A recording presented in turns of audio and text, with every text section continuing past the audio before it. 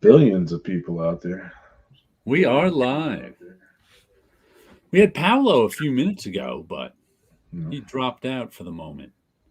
He's at his parents', and it's an hour till New Year's. We're in Portugal, so Those crazy he people. might come back on. Those crazy people. Those crazy people over living by the seashore. The only comics I can think of, like we were just discussing, Scott getting rid of some books he might not want. Right. And for me getting rid of stuff, the question I ask myself is, am I ever going to read this again? Yeah. If the answer is no, then I can get rid of it. There's only two things that I kind of regret a little bit getting rid of. One of them was, I think I got rid of a bunch of my issues of Iron Man. They aren't particularly good issues. They're like the ones before issue 100 where I started. But I just happened to, I'm like, why did I get, the funny thing is I don't remember getting rid of them. Right. Hello there, Mars Comics. Hello, Mars Comics. I just went to look at them. Hello there, Champagne and Confetti. We had Paolo here a moment ago, and he might be coming back, but he's at his parents' for a New Year's Eve party, so it was getting loud there. So I think he went back to the party. But like I just went to look for some of my older issues of Iron Man. By older, I mean somewhere between like 75 and 90. Right. And they were gone. I'm like, I don't remember getting rid of these. I would be surprised if I have like 20 issues of Iron Man total. My entire collection. It's just a book. I started buying Iron Man with issue 100 when I was a kid. Mm-hmm. And then when Michelini and J.R. Jr. and Bob Layton took over, I really liked the book. It was one of my favorites. That was like issue like 120 through, I don't know, 150 or 60. Yeah. So those are the ones I kept because I really liked those. And the other thing I regret getting rid of, only as a curiosity piece, because they're not very good comics. And I tried reading them digitally and couldn't. It was the last, I don't know how many issues of The Flash from the early 80s. Who was the creator? Those Carmen Infantino issues. The Trial of the Flash. Yeah, I started reading The Flash again when Mark Waid and Michael Ringo were doing it. Yeah. I the only time I read it was the early 80s, and I was not an Infantino fan, but that was some of his better work in the early 80s was The Flash. Yeah. I can't even remember who wrote it, Carrie Bates or someone. And it was just fascinating how long they dragged out the Trial of the Flash, which they did because of Crisis was coming. Mm-hmm. And they all knew the Flash was going to die, so they're just dragging out this story. We didn't know that, of course. But I'm always like, I want to go back and revisit those issues. Then one day I found them all online and downloaded a bunch of them and tried to read an issue or two, and they were so bad I couldn't. So it's weird that I regret getting rid of them, even though I know I can't read them because they're terrible. I understand. Yeah. Happy New Year's, 62 Lefty Blues. Yay. Whee. Woohoo. I am not going anywhere for New Year's. Matter of fact, I don't think I've had any place to go on New Year's for about a decade now. All my friends who have parties are about an hour away, and I just don't want to be driving an hour on New Year's Eve anymore. Yeah, I mean, down here, there's plenty of places to go. It's just, I like not having COVID. Well, there's that. I wasn't even counting COVID because the other 8 years I didn't have any place to go either. Well, I shouldn't say I didn't have any place to go. Didn't have any place nearby that I really wanted to go. Gotcha. If I was that motivated, I could have gone someplace with some friends. I just have no motivation. Amateur night on New Year's Eve. Yeah. Here comes Paolo again. Uh-oh, Paolo's in witness protection. The prodigal. Definitely. Yeah, I had to move the computer to another part of the house. Nobody can see me. Uh-huh. And my parents and my sister have grown fond of those soft lights that don't actually. They light Where's the the echo? ceiling. He's got the dramatic. If I stop the camera, I'm the duck from the from Groucho's game show. So maybe this is better. Ah, okay. Yeah. Duck Soup. However you want to do it. Duck Soup is a great movie. You can, Yeah, I can be a you can duck. be in witness protection or the duck. Or Mhm. both. A duck in witness protection. That would make for a great cartoon. Witness protection duck. That's Yeah, let's good change the stuff. name. Let's change the name here. Howard the Duck by Steve Gerber.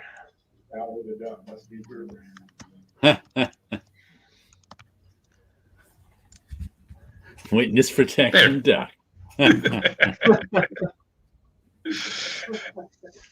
you down with WPD? Yeah, WPD. That's my nickname. Have there ever been any New Year's Eve comics?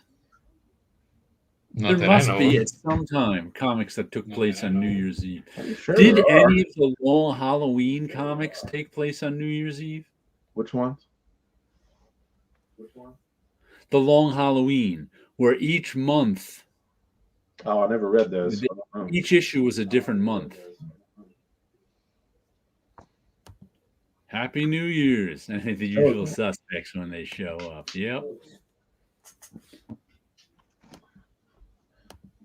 Someone has a YouTube window making an echo. Well, Yeah. I don't. Maybe it's me. I don't know. No. I don't hear an echo on my side. Are we sounding okay to everyone else, or does Mind the Comics have a YouTube window open?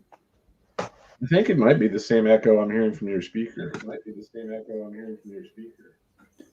I shouldn't be hearing it. It's the same level.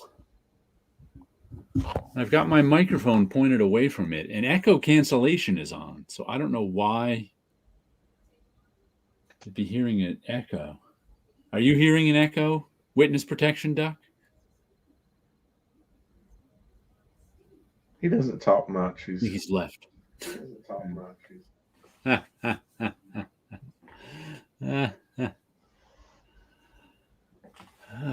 Let's talk some comics. We'll start with the most terrible cover of the week,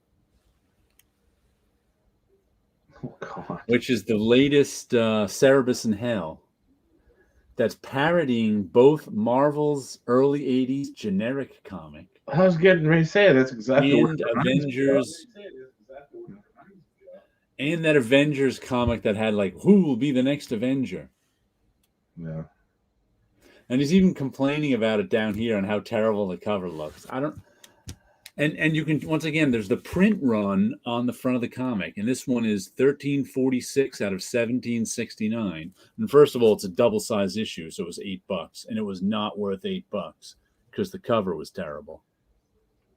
And I have to say, this is one of my least favorite issues of Cerebus in Hell, because this is the fourth issue, and it would actually be the fourth and fifth issue because it's 2 issues in one, of coronavirus jokes. And let me tell you, he had 2 good issues worth of coronavirus jokes. He did not have 5 good issues worth of coronavirus jokes. No. Yeah. It's a little depressing to see that book is less than 1,800 copies for an issue. Yeah, well, and the cover is in yucky yellow. Yep. And the future has comic readers will be suspect class in the eyes of collector non-readers. Yeah, we're wrecking all this stuff. Yeah. Jared makes no echo, but Scott does. Well, that's weird. Yeah, it's funny because when you speak, I don't hear an echo from you, but I can hear my echo in your background. Huh. Well, that's weird. I don't. That is weird. That's the worst Cerebus cover. It certainly is. Look, I tell you what. Let me try restarting my computer. I'll be back here in a minute. Let me try. Well, I can try switching back to my other speaker too. Okay. So I'm going to be here alone for a few minutes since he's restarting his computer to check on his echo. But I have to say, this Cerebus book just did not make the cut. And it was painful that it was an $8 annual Cerebus book. The best thing about it is next month is Cerebus in Hell 2020. And I don't know if this is a preview of all the covers for next year. I think it must be because there's 12 of them. And this red one right in the middle cracks me up. That Cerebus as Emily Strange. I don't know if you guys know Emily Strange. This was a kind of interesting, like goth kids book that was popular in the early 2000s. And some really nice, cute artwork in it. And they're really playing with varnish and black in these. It's like the varnish is all sorts of little stuff. But it's kind of neat to me that next year Cerebus will have a parody cover of Emily Strange. So that's the most amusing thing about this whole book, is looking at the future covers. I kind of like that the best. Dun, dun, dun, dun. But if you've never seen thank Echo, those guys are gone. Yeah. But if you've never seen an Emily Strange book, check it. Like this different color black right here is just a varnish over the black. So it's like they do weird things with drawing. You can see in the back too. That darker color black is varnish. So it's kind of really cool the way they do that.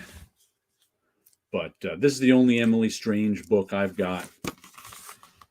It's all in black and red. But I bought it just because I liked the artwork and the printing on it. Let's see, when did I buy it? This came out in the hell's the year? 2002. Okay. Text and illustrations, copyright 1993 to 2002. So he must have been working on this for a long time. Like that. Think Strange. We can only see in varnish. So some interesting stuff they did with that one. That also reminds me, there's Scott again. All Hello. right. Hello. Okay, you were just behind again for a second. Yeah, I heard you, but your lips didn't move. Interesting. Say something for us. Something for us. There you go. Now do you hear any echo? Yes. Do you hear? Yes. Let me try switching my speaker. We'll see if that's it. Let's try. Give me a moment. I want to set this one up. We're experiencing technical difficulties. Because if my speaker is echoing, I'm going to be really annoyed because I just got it, and it's expensive because this speaker was failing me. Just saw Gus's comment. Thank Echo, those guys are gone. You learn well from Terrence, Gus. Switch speakers. Okay. Say something to me. Something to me. Okay. Did you hear any echo that time? Not so far. Not so far. No, I'm not hearing an echo now. That is weird. And I'm not hearing the delay that was occurring earlier either.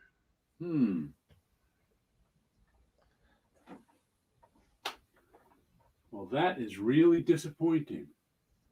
It's probably just a setting. No, I think it's the actual sound from the speaker somehow. Hmm. I'm getting call. Hello? Okay, I'm on live on YouTube right now, doing my show.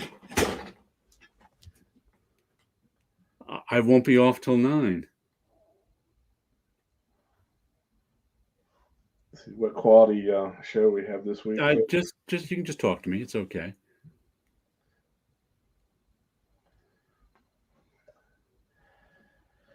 Echo Malchus. Oh, yeah. He does.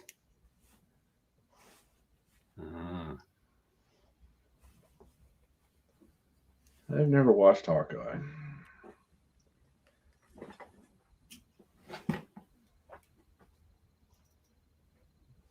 Where are they? It's a mystery. We don't know where they are. Where could they be? Page 22 is there. Something's missing.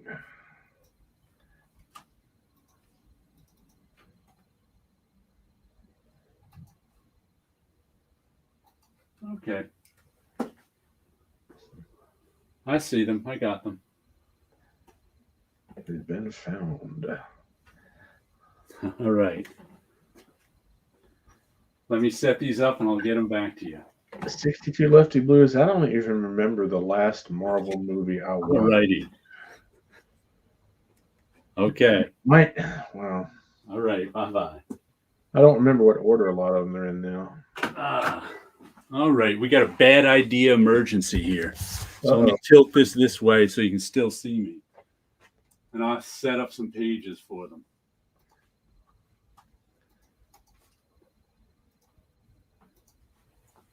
I guess they got to get some work to people. On New Year's Eve. Yeah, I don't know what the heck that is. Let's see.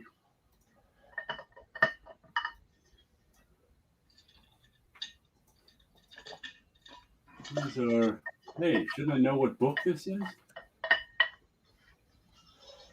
And, Monster Kill Squad. Oh, all right. So this is what I do when I'm working. Is I have to set stuff up for everybody else. So where are we? Raw.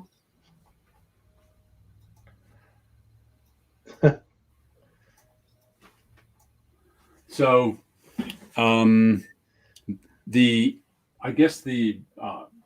pages have been penciled and inked, and now I have to set them up to be colored and lettered. So I have to make sure they're the right size. Gotcha. The right digital size. You know how that is. The right size. Like often the artists draw them at like 10 by 15. Right. And I have to make sure they're print size. Yeah, there we go. And luckily, I have some actions to help me out. And make sure you set that cover at 700 DPI like that other one you complained about a couple of weeks ago. Mm-hmm. When it's like, luckily I make actions for because it's a lot of repeated stuff. Right. Like the setup is kind of the same every time. So Or made a comment that said he didn't know we could phone in. You know how sometimes phone companies will reuse telephone numbers? Can you imagine, granted this never happened, but can you imagine getting the reused number that was used for the phone campaign where fans called in to see if Robin would live or die?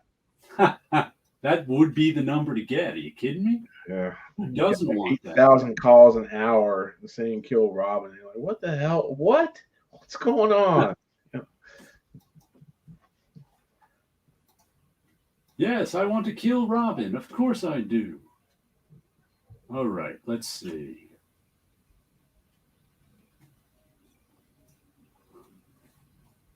And sometimes the biggest pain in the neck about doing this up is guessing where the pages go. Because often, it used to be when pages were on physical paper, there were blue lines on them. Right. But there's Paolo that told you where everything went. Here I am. There he is. I just got a bad idea emergency in. How is it living in the future, Paolo? Well, I'll tell you when I get there in 40 minutes. Okay. In much to my chagrin, I think the echo was from my new speaker. Evidently it was.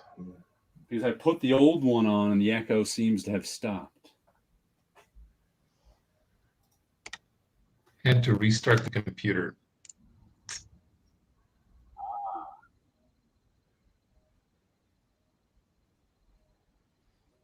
This works much better when I'm doing 4.5 hour streams. Echo, Monster Kill Squad. I'm glad we'll be getting Monster Kill Squad 4 out, though. Matter of fact, I have a piece of paper here we'll be going over. I put my... Since I remember when I told you that I made... that I was like, wow, since I list... since every week on my blog, I list what comics I got. Mm-hmm. So I figured, I could make a master list and look at all my comics. So then just today I was looking at my master list and I wrote down my best stuff of the year. And one of the categories is best stuff I've worked on. So it's the best bad idea comics, I thought. And here's Monster Kill Squad didn't make that list, but it's a pretty good comic.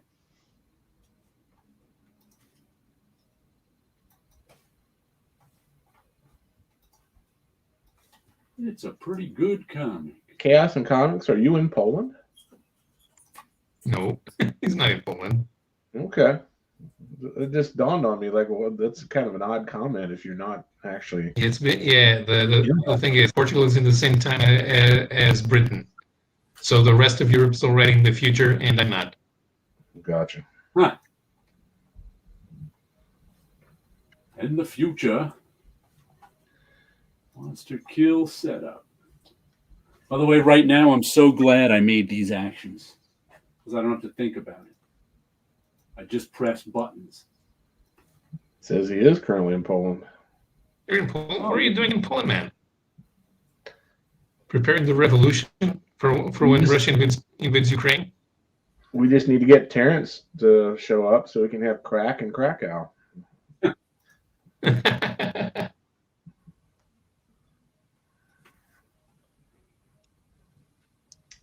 Terrence bought that giant comic I showed last week.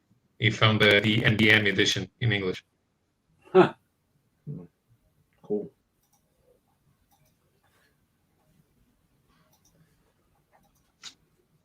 That's 16 through 22. Why do I have 22 twice?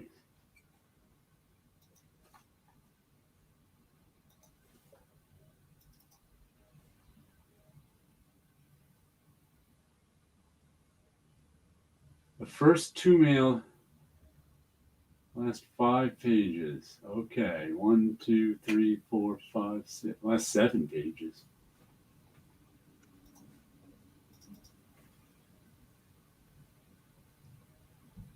Uh, 62 Lefty Blues. No, I have never read any of the Witcher stuff, and I've never watched the Netflix series either.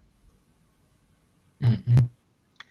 When I was 6, 7, there was a Polish stop motion animation on Portuguese TV, but a teddy bear. About a And his what? best friend, who was a pig. A potato and a pig? Yeah. That's an interesting combination. I'm actually a big fan of stop motion animation. That one's not ringing any bells for me. Whoops, I think I did this wrong. Oh, well. Let's see if I can find what it is. Teddy bear Polish cartoon.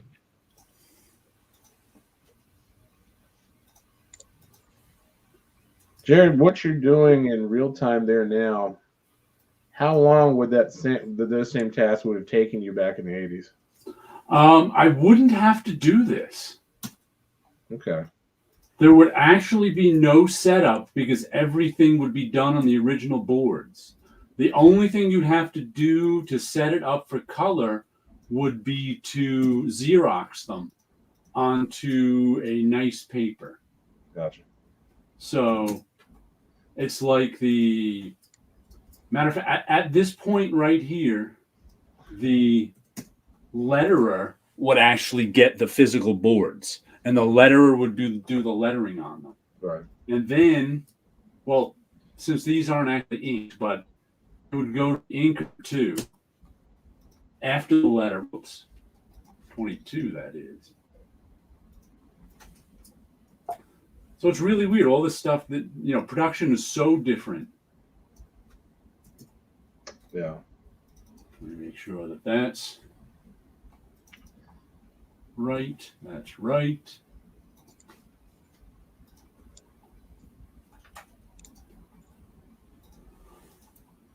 But welcome to the life of a freelancer, where all of a sudden they're like, "Oh, we've got an emergency. On New Year's freaking Eve, they need pages. Who's going to be working on these pages? Isn't it ironic that the phrase is freelancer, but you actually get paid? Yeah.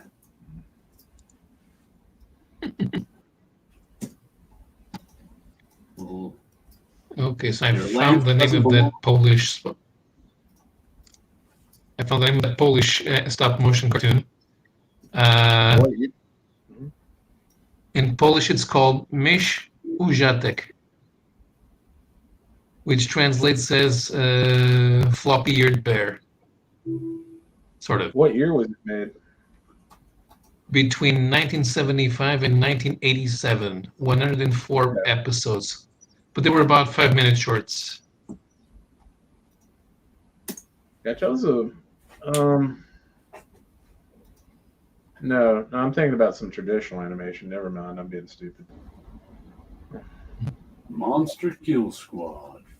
62 Lefty Blues. That's one of my favorite movies of all time. That movie never gets old.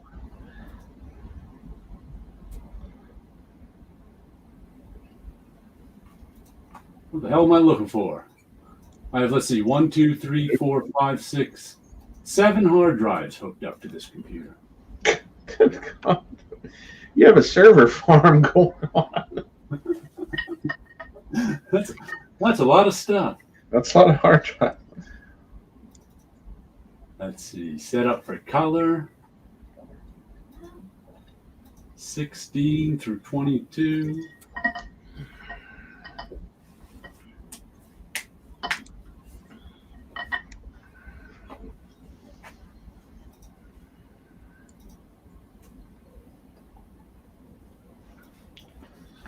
Um, 62 Lefty Blues was talking about the movie Forbidden Planet. There was a 2 or 3, I think it's 2-issue series done by Innovation that was an comics adaptation of the movie. And the comics were not very good. If you want to track them down, if you're a completist, that's okay, but nothing to get excited about.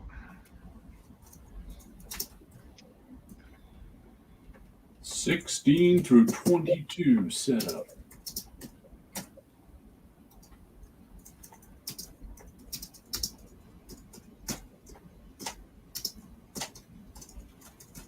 Set for color. So it's not. KSN Comics is saying there's a. KSN Comics is saying there's a ton of great stop motion animation out of the Iron Curtain in that 75 to 85 timeline. Yeah, we actually had a show on Portuguese TV that was an anthology show showing shorts that were made for Eastern European film festivals, and we had to go through 20 minutes of those in order to get a Bugs Bunny or Tex Avery cartoon in the last 5 minutes. Because the guy who hosted the show was affiliated with the Portuguese Communist Party. Yeah. So we had to watch those. But that Polish show that I watched, I actually liked that one. It was not a film festival series. It was actually made for kids to enjoy. Cool. So you guys get stuff like that, and over here we get Jersey Shore. I'm not sure that's a fair trade. Let's see. Copy link.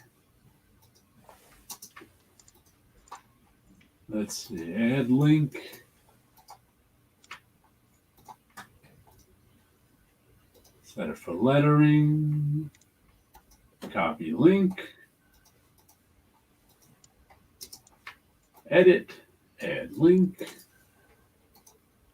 Okay. I think I am done. That's a lot of hard work. Dun, dun, dun. It's 30 years of experience that lets me get that done that fast. Gotcha. Huh. Just as I pop on, hey, Sleepy Reader, you just missed me working on Bad Idea Emergency Comics. Let's go back and see some of the comments I completely missed. No echo. Okay. What's that new speaker of mine? That freaking expensive speaker. Now you guys can tie echo into your Hawkeye series review. Just like the Empire, we finally located the echo base. Stopped watching all Marvel after Endgame. I've always watched Marvel on and off. You can always phone in, girl. It's cool to see what Jared does. He has to see a word and Paul will translate it. Wait, 40 minutes? It's already New Year's in Poland. And yes, he is currently in Poland. Yes, I watched a few review videos. Paolo, nice hauls. Hey, Chaos, hello. Chaos and Comments, can you find some more Stein Stanislaw Lem books? God, it'd be tough to find. Yeah. Since we are talking Poland, anybody read The Witcher stuff? I've seen the Netflix series and the PS4. I just started watching The Witcher season 4, even though I don't remember season 1 at all, though I watched it. I was like, I haven't read any of the books. Seem to like the Witcher books. Nice shirt, Scott. Leslie Nielsen salute. Yes, indeed. Cool. Not my genre, but I did enjoy the series. Yeah. Ton of great stop motion. I heard you read that one. 30 years of experience in the bedroom? No, not quite as much. I have more experience. That's how he can get it done so fast, Damien.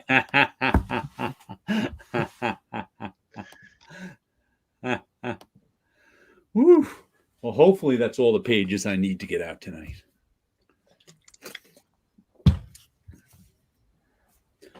Whew. Let's see another comic. What did I get? Oh, this one.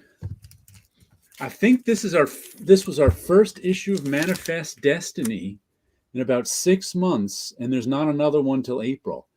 And this series is winding up around issue 50, so I'm not sure what's taken them so long to get it out. But it's a good series. You know, I bought 45 issues of it, so of course I like it. Is that the series where Lewis and Clark is exploring? That's the one. Okay. And we find out in this issue their secret mission in going across the United States was also they have to sacrifice a child to a god, to an elder god, in order to ensure the future of North America or something like that. So that kind of came to a head here. That was kind of cool. The writer of that series lives somewhere in this area. Ah, okay. I know the letter of it, Patrick Brousseau. I don't know him personally, but I know him on it's a name I recognize. Facebook, and he was an 80s Marvel bullpenner. Yeah. He and my time didn't overlap, but gotcha. He was at Marvel in the 80s in the bullpen. And has been a letterer ever since. I recognize that name. I think he was on staff at DC in the early 2000s, too. Gotcha. So I'm more likely to have seen him at his work at DC. Yeah. Like in JLA. I think it was in JLA. Yeah, he's lettered a lot of stuff over the years.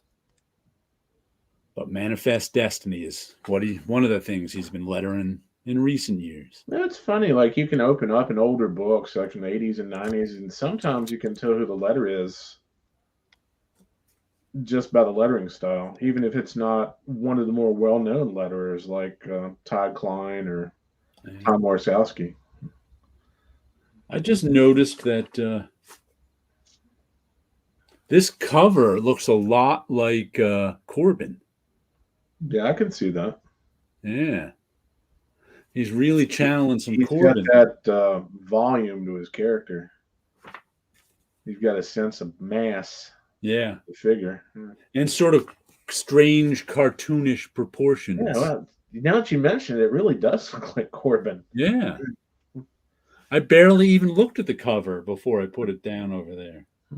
And the cover, I think, is by the Matthew Roberts, says artist cover. I don't think this is a... Or maybe it's the artist. One of the two creators, the writer or the artist, I can't remember which two it is. It lives somewhere around here. The writer is Chris Dingus. Okay, it's the artist then. It's Matthew Roberts. Matthew Roberts. That's a strange name, Dingus. Yeah. Other than Workman, I have trouble recognizing letterers. Yeah, me too. I mean, I never really paid that. I always recognize Willie Schubert's lettering. Happy New Year to you, Jackie-O, too. Yeah, I think Todd Klein is easy to recognize. The rest of them, not even Arzakowski. And but if you start to pay attention, then you kind of notice the subtle differences. But I've never been a letter spotter, so I don't know. But I know when I was reading the Marvel Essentials, I had some fun trying to figure out without seeing the credits when Sam Rosen was doing or when Artie Simek was doing. Mm-hmm. And the fastest way to recognize them would be through the eyes. Each one writes the I in a different way. Different way, yeah. Yeah, letterers are. It's true that you notice the lettering most when it's bad. Mm-hmm. Yeah, true. It's also interesting how some artists can incorporate sound effects lettering that isn't done by the letterer. Walter Simonson does that. Yeah. He draws a lot of his own lettering in there. Right. I can't remember who illustrated it. It might have been Coluto, maybe, but there was a story in an old issue of Epic Illustrated where you had two monsters were fighting each other, and of course you had the sound effects, drawn in big letters or what. One of the monsters grabbed one of the letters off the page and stabbed the other one with it. That's actually pretty clever,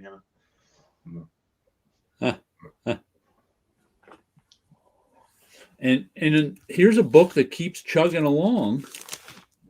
Once in Future, issue number 23.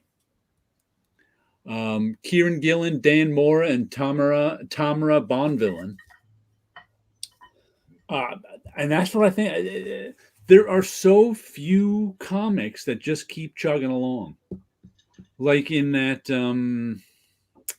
list I made of my comics, it's like if 10 comics came out in a year, that was a lot. Let me see. There was only like 3 or 4 comics I got that 10 comics came out in the year in. Right. And I think this was one of them. Let me see. Once in Future, how many issues came out this year? 15 through 23. So that's 10 right there. So this is one of the more and I think the only ones that had that many out were Spawn, Usagi Yojimbo, and this Once in Future. Did Savage Dragon have that many? No, Savage Dragon only had a few issues. Usually it has a lot of. I don't know. Usually it has a lot more. Let me see. Savage Dragon only had 256 through 260 this year.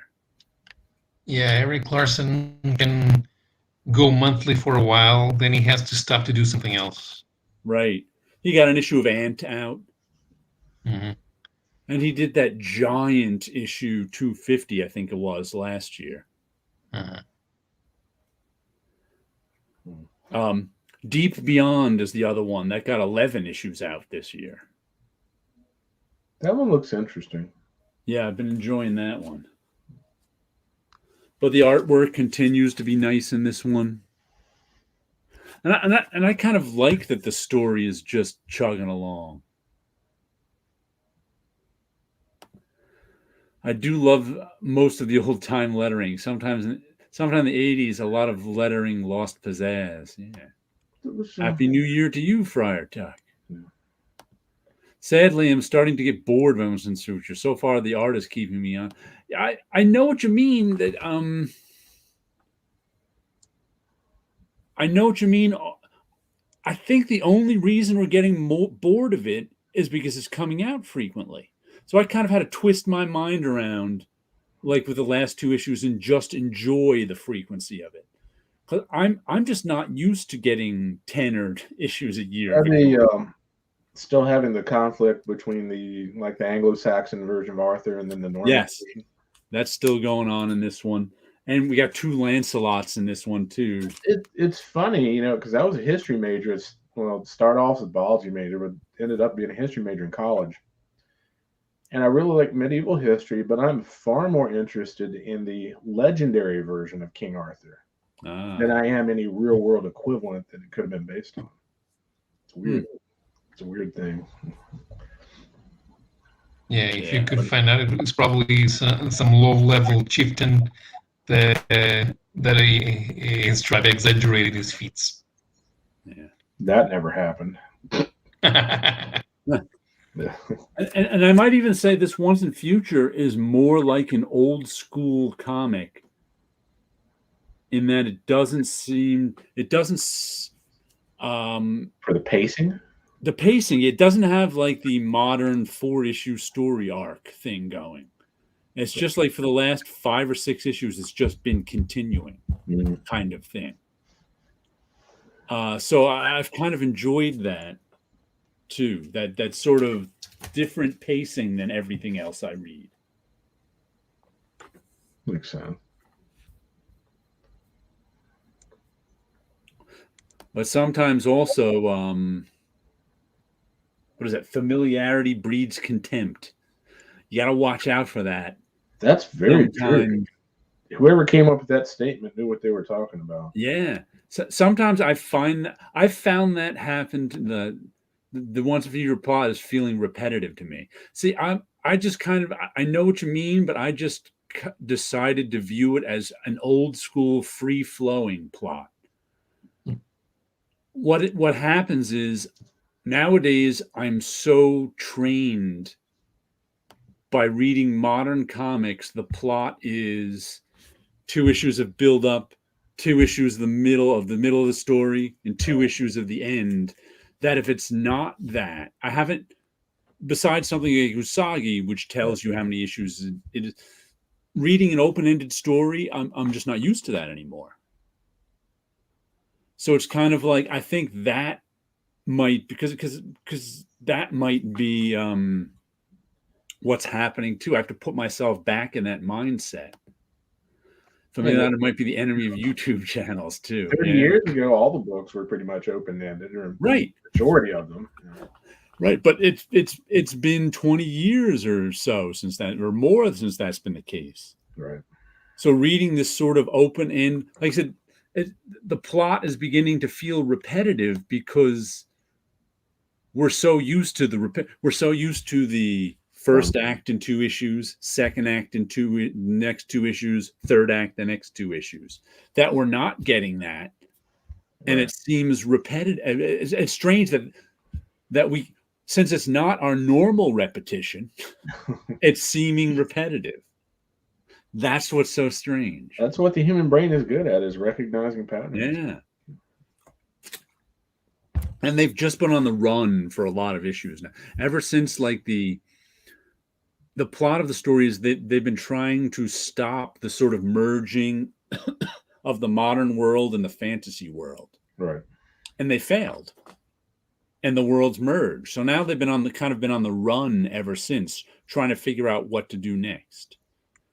And we as readers also have no idea what they're going to do next, which kind of makes it the old-fashioned, it just continues along story. And there's been no sign of first act, second act, third act. So it's kind of very different. And, sometimes with the traditional Arthurian story, too, you kind of know what's going to happen. Right.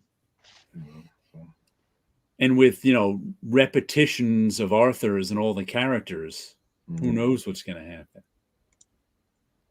Like, I can understand how Sleepy feels about it, because I kind of feel the same way, but I've kind of have been examining why I feel that way. Right. Because sometimes it's me as a reader. Yeah. It's not the story. That's what I've been trying to figure out, if it's me or the story. I agree with you. The old school comics were ever just flowing, but they were readable even if you dipped in and out. Once is a bit harder. Yeah, I wouldn't know because I haven't dipped in and out. But yeah, I can understand that, because there was always, but there's no recaps to catch you up on this. But I don't need, and today's modern reader, no one starts with issue 23. Nobody, except me, maybe.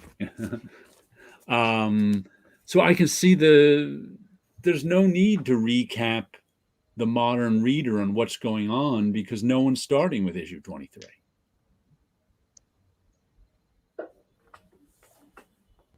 Doesn't happen. But yeah, it kind of does seem repetitive because they're on the run. That's what it is.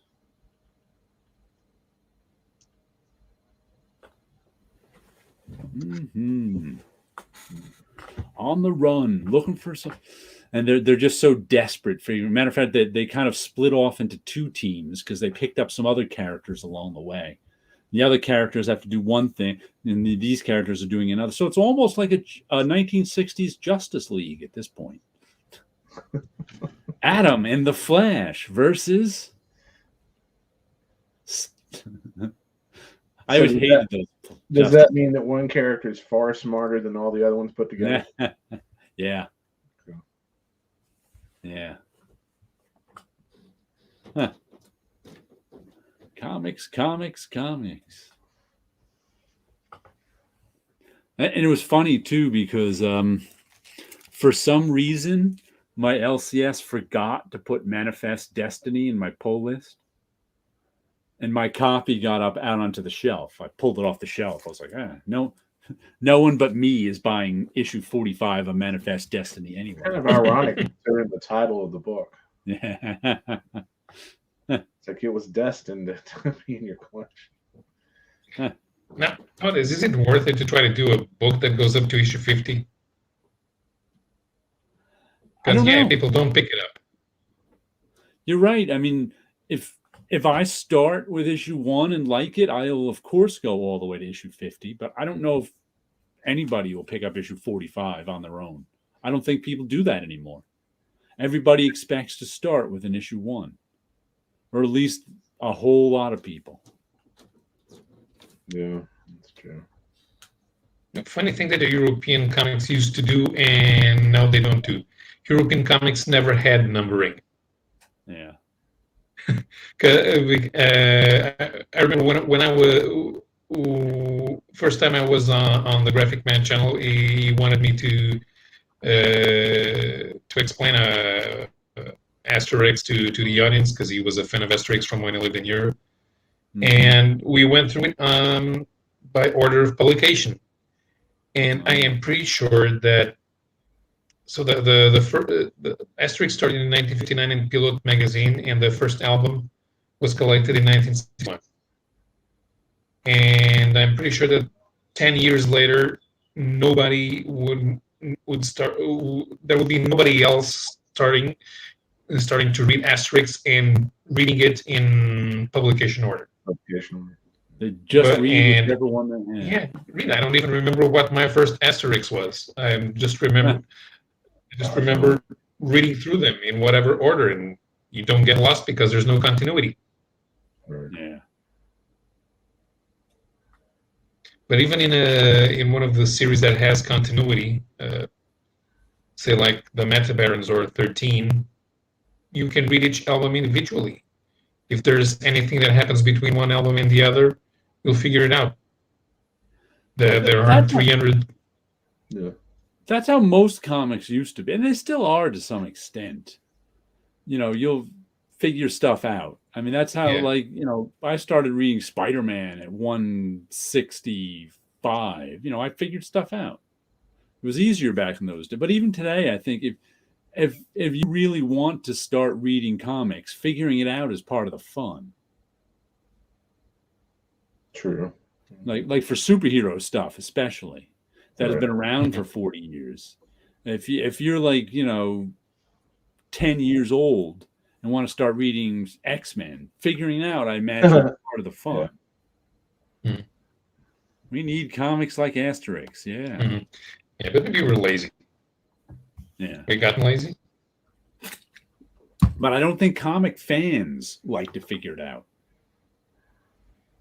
I think Kids, no one wants to pick up Manifest Destiny 45 and figure it out. Well, I think also trades added to that. Mm-hmm.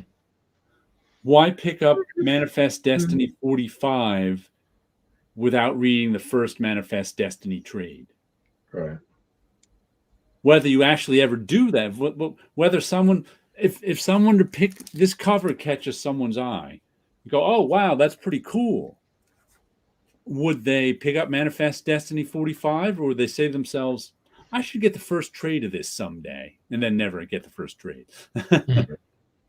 Yeah. Well, there's a bit of a fallacy involving trades. The notion that to us they're always available. They're not. Yeah. They go out of print anyway. Yeah. And they don't get reprinted unless they become a perennial. And of course, not everything becomes a perennial. Right. That is one of the advantages of digital comics, is they do tend to be always in more. Yeah. But I think if you were a digital comic buyer, would you even be looking at comics in the comic shop? No. I think it depends on when you started reading comics. Yeah. Many are tough to when you read the last issue a month ago. Since I started reading all mine twice, I never find it tough to keep up with them anymore. That's one of the things I hated about watching the Venture Brothers, which I love that show. But the delay between seasons was so long. I mean, you're talking like 4 and 5 years sometimes. Yeah. And then you'd have to go back and watch, the past few issues of the last season to remember where you left off.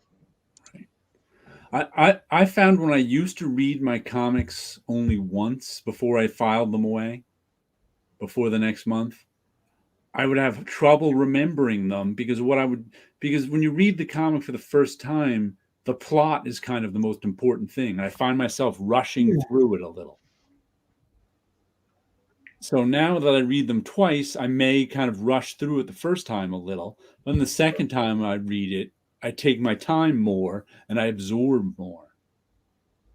And it's like a completely different experience reading it the second time through a few days or a week later. Yeah, listening to music can be like that too. You repeat it, catch things you didn't see the first time. Right. Often the plot doesn't concern me as much because I already know it. I already know what's going to happen in it, so I'm not, because especially like fast-paced sort of adventure comics, not quite superhero, but anything like this or superhero. Yeah. They're all about the plot. Right. People read Spider-Man to see what's going to happen to Spider-Man next. Yeah. So reading it the second time through, I pick up a lot more on the nuance of it, and I appreciate the craft of it a little bit more. And I can always remember the next month now because of that second time through. Without that second time through, I wouldn't remember. How much time do you normally have between your first and your second read? Anywhere from 4 days to a week and a half, maybe. Okay. I try to get them. I try to get them read twice before in that, like I'll read them within the first couple of days of me getting them. Right. And then I'll try to read them before the next week's comics come in, but I don't always succeed. Sometimes I read them the week, usually within 2 weeks. Gotcha. And he fell out. And he got kicked out. I thought it was just me that was having internet connectivity problems. I'm gonna go join the celebration, and when I come back, it'll be the future. Okay. Oh. We'll see you in the future.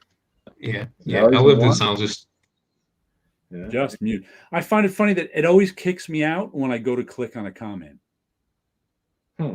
That's when I move the mouse over a comment, catch up 5 minutes to 20. All right.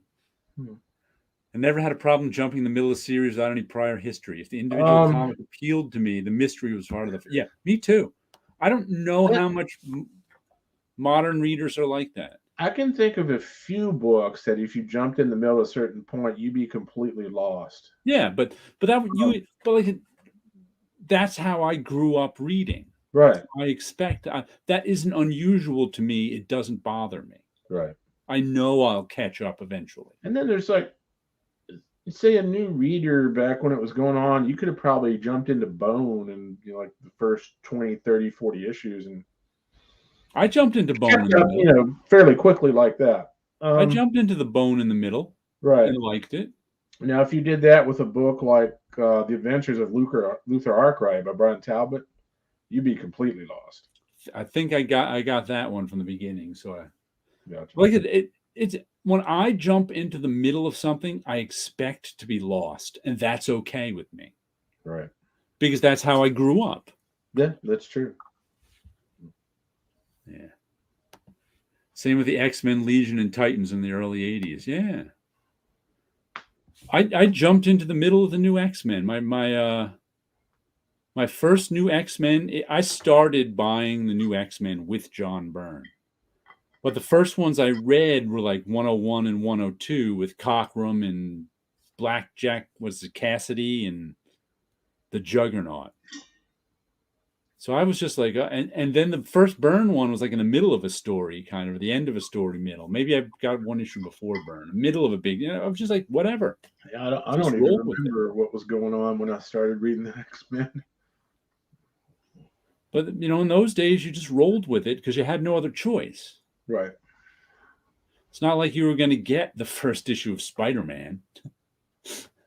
You were going to get the 165th issue of Spider-Man. So that's what I got. Unless you got a reprint book somewhere. A reprint of Spider-Man. And let's see. I got... Excuse me. Ooh, let's show this one.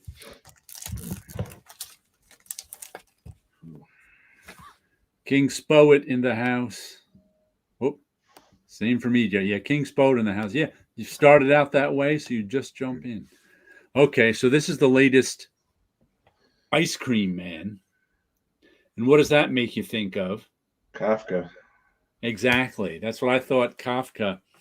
But this is the story, instead of a man turning into a cockroach, is a cockroach turning into a man. It was really well done and really interesting because we start with the beginning with a guy falling down and having a stroke, and we cut over to these 3 cockroaches, and one of them eats the ice cream and starts transforming into a man. So then he becomes it's a lactose intolerance.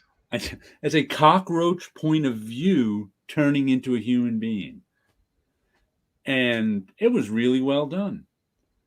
It's kind of hard to describe because he's writing it like and in the beginning he's writing it like in cockroach talk, which is they're talking to each other with these little am Mark. Yuck is too sweet. Am Durf. So they got this little chipped cockroach talk. It's fun talk like talk, right? Right. As he becomes a man, he talks more like a person. But he's still like, and he's got this some mid transformation scenes. There he is with a half cockroach body. Yeah. And he taught and even when he gets to be a man, I think he turned into the man who had the stroke.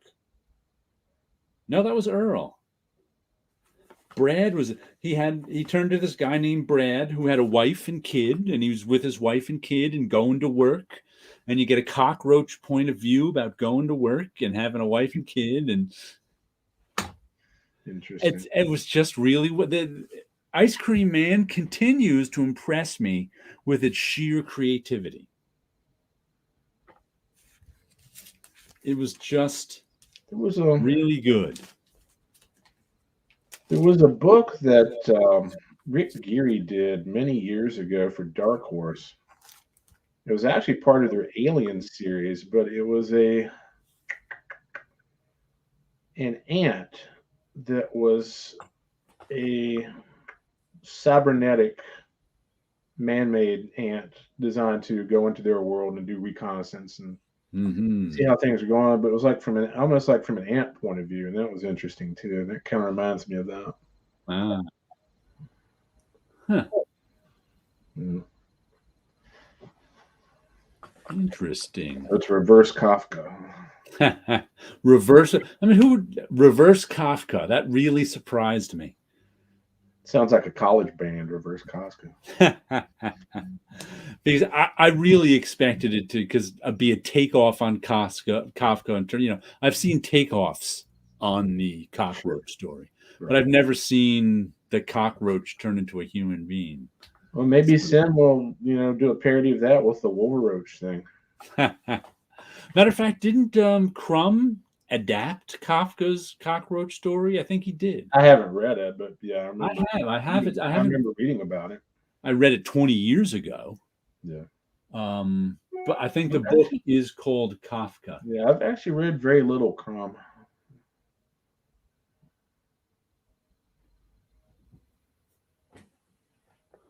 Yeah, I've read Crumb's what was it? His Bible one. Mm-hmm. Book of Genesis is real good. Gotcha. I just got distracted for a minute because I got another email in about work I was supposed to do that was supposed to come yesterday. Nice. And it came in right now, and I'm like, well, I don't need that. It's not just your speaker that had a delay. Yeah. Your email as well. Crazy. Yeah. A comic convention banner.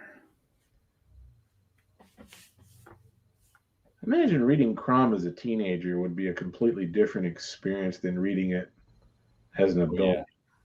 I have to imagine. Yeah, Crumb is definitely also depending which material it is too. But, I enjoyed the latest Ice Cream Man. I convinced 2 people today at the shop to buy it. Good job. Yeah, that was a good issue. Read a lot of Crumb when I was a teen. Then lately I've been the collected volume. So yeah, if you read Crumb as a teen, you can turn it to King Spoet. That's what happens. I don't know if that's a warning or what's the opposite of a warning? I can't think of words right now. Wow, that's an interesting question. A warning or a promise?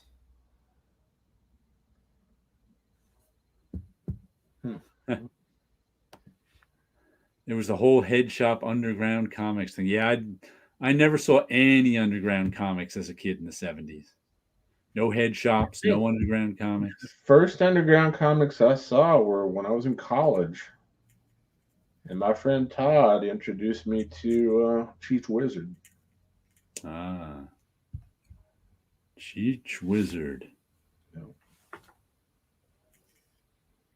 And a really good comic this week was the 3rd issue of The Great Gatsby. I'm glad they're getting these out quickly now. There's a big gap between issue 1 and 2, but between issue 2 and 3, not as much. And this is the one that's drawn by George Coelho. And the artwork is just terrific. The artwork kind of blew me away in this issue. And it may be because I just read that my second Great Gatsby adaptation where the artwork was underwhelming. Right. But they're kind of taking their time. There's more craft to this artwork. This is the guy that Paulo says is one of the top guys from Portugal. And they just do things like this beautiful World War, when he mentions, this is a beautiful World War II piece. When he mentions going back in World War II. And the artwork is just much more elaborate. And there's a, there we go. In the book, they have dinner with the guy who fixed the 1919 World Series. And it's weird to think this book came out in 1924. So fixing the 1919 World Series was something really recent. Yeah. And they had this beautiful baseball shot as he's telling him about the 1919 World Series.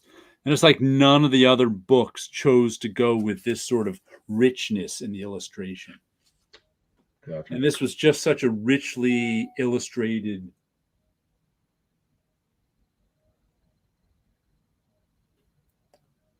Another email, but not from me.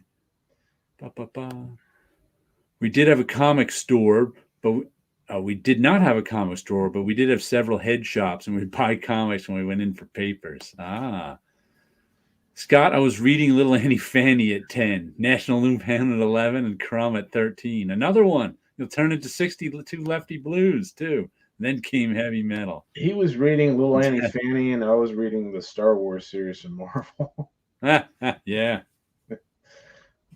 Well, this is just a terrifically, richly illustrated issue of Great Gatsby. Really, this is the best of the 3 issues so far. I hope the rest of it is this. And speaking of Rick Geary, though it's not him, this kind of next issue cover looks Rick Geary-ish. Yeah, I can see that, especially the lady there. Yeah. And we get a few Gatsby sketches in the back. But just terrific. Is he supposed to look like Clark Gable? I guess so. Okay. Because he does. His face is a little wider than Clark. It's a bit wider than Clark Gable, but he's got a similar haircut and mustache. But I am already hoping this comes out in a nice hardcover version that I can get. Mm. That's how much I'm enjoying this Gatsby series. They really made up for ruining last issue's cover. Was there a Classics Illustrated adaptation of The Great Gatsby? I don't know. Never. I don't think so, because I don't think it was a classic yet. In the 50s, Gatsby was only thinking about that. It was the 50s when Gatsby was starting to become a classic. Right. Yeah, I didn't even consider that. Right. So I doubt it was. That's interesting.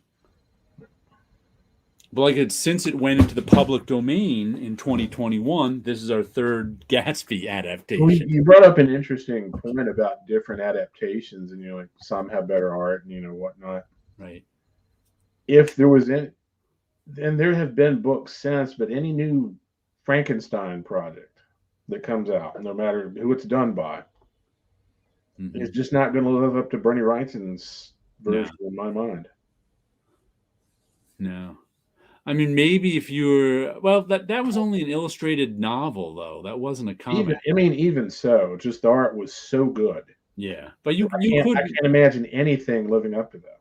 You couldn't expect a comic book to have that level of craft. He almost did it in that Frankenstein Alive. That was really well done. Yeah. Did you get that? I have. I think, how many issues were there? Like 5 or 6? I think there was only 3, right? No, I know there was at least 4. I think I have them all but one, if I'm not mistaken. I think the Kelly Jones finished off the job. Right, that may have been issue 4 or 5. I don't remember. I'm missing 1 or 2 issues of that whole thing, I believe. But there's also, it's been published as a trade. Okay. I have the issues, but it's like that. Matter of fact, I even have the double. You know what? It was only 3. And 4th one, but because they published Frankenstein Alive 1, then 2 came out. Then it was a long time before 3 came out. Gotcha. And then when just before 3 came out, they put out 1 and 2 in a single comic. I remember that. That's when 3 came, and then 4 Kelly Jones did. Jared, Great Gatsby number 6 is in new previews. Good. That means it might be coming out quickly. I wonder how many issues it's going to be. I haven't counted the chapters to see, but does it say in the indicia anywhere, like issue 5 or 6? Or no, it doesn't say anything in that. Let me check the indicia. But it's a short novel. It's only a 200-page novel, I think, or 210 or something. So it's a short novel, but no, it doesn't tell you.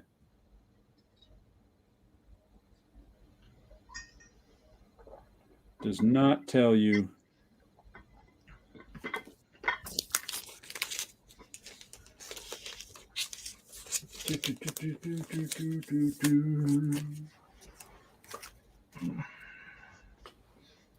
But like I said, that one's been terrific.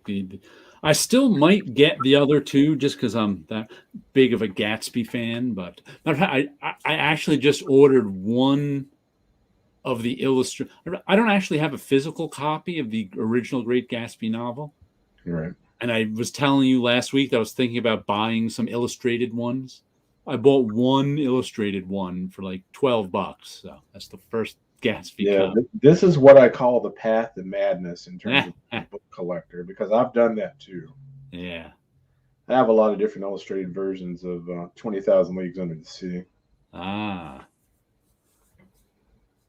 And I have no idea what the illustrations look like in this particular volume, but it was only $12 or $13. And the cover was really, the cover wasn't even, it was all type, but it was kind of like really fancy illustrated type. It looked really nice. Is that I'll get this one first. Is that like the classic book cover that's got like a semi-dark blue background? No, that's the original cover. Okay. This one is completely different. You can still get that one, but I haven't yet. Yeah, the one that's going to test me is that $100 one. I don't know if I'm right. Yeah. I used to buy things like that cost that much, but not these days. Me too. And not in a long time. Huh. But now that I blew $100 in that speaker and had to plug in my old one, I'm really annoyed. I'll have to see if I can figure out. It may just be a setting or a driver. It could be the omnidirectional sound. Yeah, that's possible. Because it's a round speaker that shoots out sound in every direction. It's supposed to fill the room. Right. That might not work with this. Do you have? But I bought it to work with this. Do you have a way to alter that and make it like I don't think so. Omnidirectional? Okay. I don't think so. I don't think it's built that way. But I could just stick it behind something and try that next time. Because I bought it because I'm tired of struggling with my Bluetooth speaker that the Bluetooth doesn't work in anymore, and I have to plug in with an 8-inch patch cord. And then hold on, let me show you this. I had to put in, let me see if I can get it over there, yellow pieces of tape on the cord so I don't walk into it. Yeah. Because it's right in my path to go over there. So it was like the first time I went over there and didn't notice that. Does that one have a USB port on it? Yes. You could get a Bluetooth dongle. The Bluetooth already doesn't work on it. It's a Bluetooth speaker. Right. I was getting lots of interference. Mm-hmm. Remember when there was a few nights where I kept getting interference and kept fiddling with settings. Right. Turned out it was the speaker. Plugged in with the 8-inch jack, it works fine. Yeah. But it's just annoying that I have to do that. Understandable. Hey guys, guess what? It's What? the future. Woohoo! It's the future. What is 2022 like? Tell us stories. Yeah, I'm actually flying around in a jetpack. I can show it because I'm in witness protection, but trust me, I'm flying around with a jetpack. Do you have a laser pistol too? Yes. All and we are right. all wearing those shiny, tight-fitting suits. Ah. I hope you got some good thermal protection for your butt there with the jetpack. Of course. It's a cold fusion jetpack, so it's chilly. Cold fusion. Right.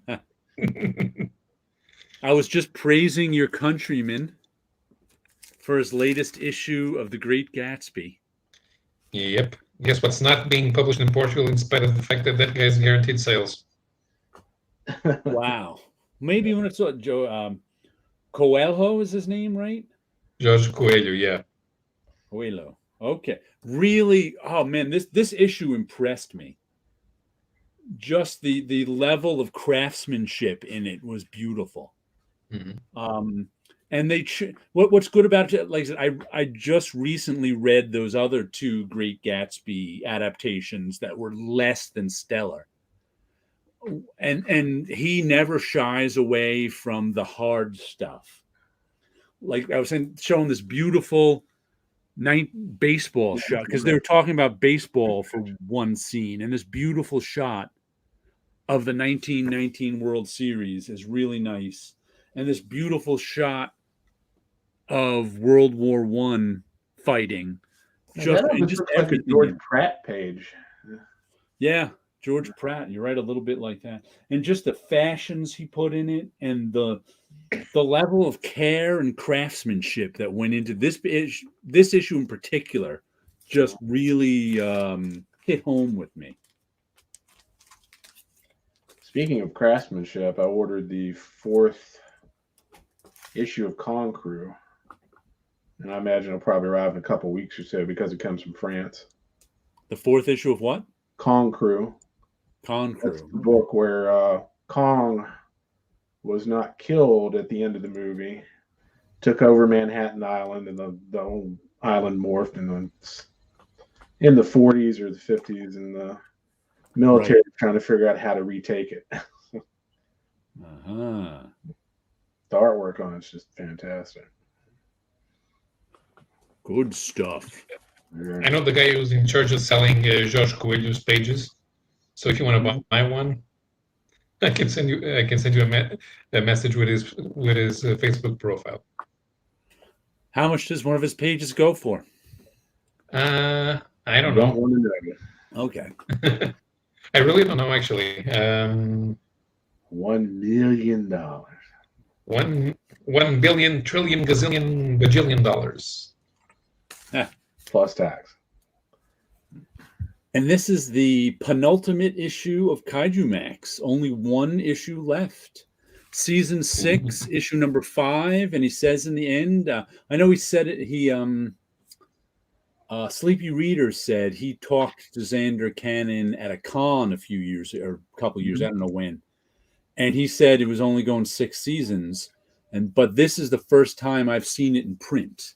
At the end of this issue, he says one more issue. Right. This is the one that's the giant monsters in prison. And each season has been sort of a different theme. And this theme is the giant monsters are let out sort of to, there's an alien invasion of Earth. And they've been let out to sort of help with the war effort. They're mostly doing behind the lines stuff.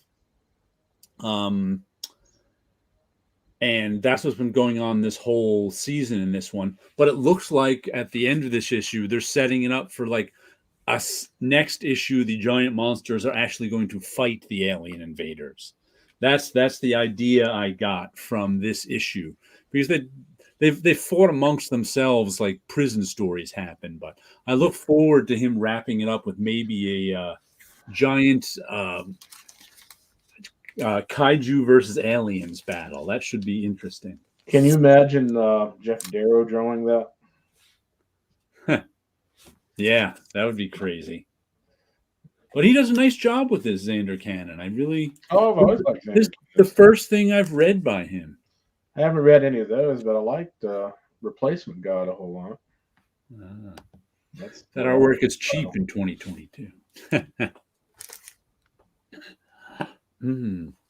Let's see. The last comic I got for the week was one I worked on, which is Odin's Eye #3, the weekly comic. So we've gotten one a week of these. Very nice cover, and I think this is my favorite of the Bad Idea series.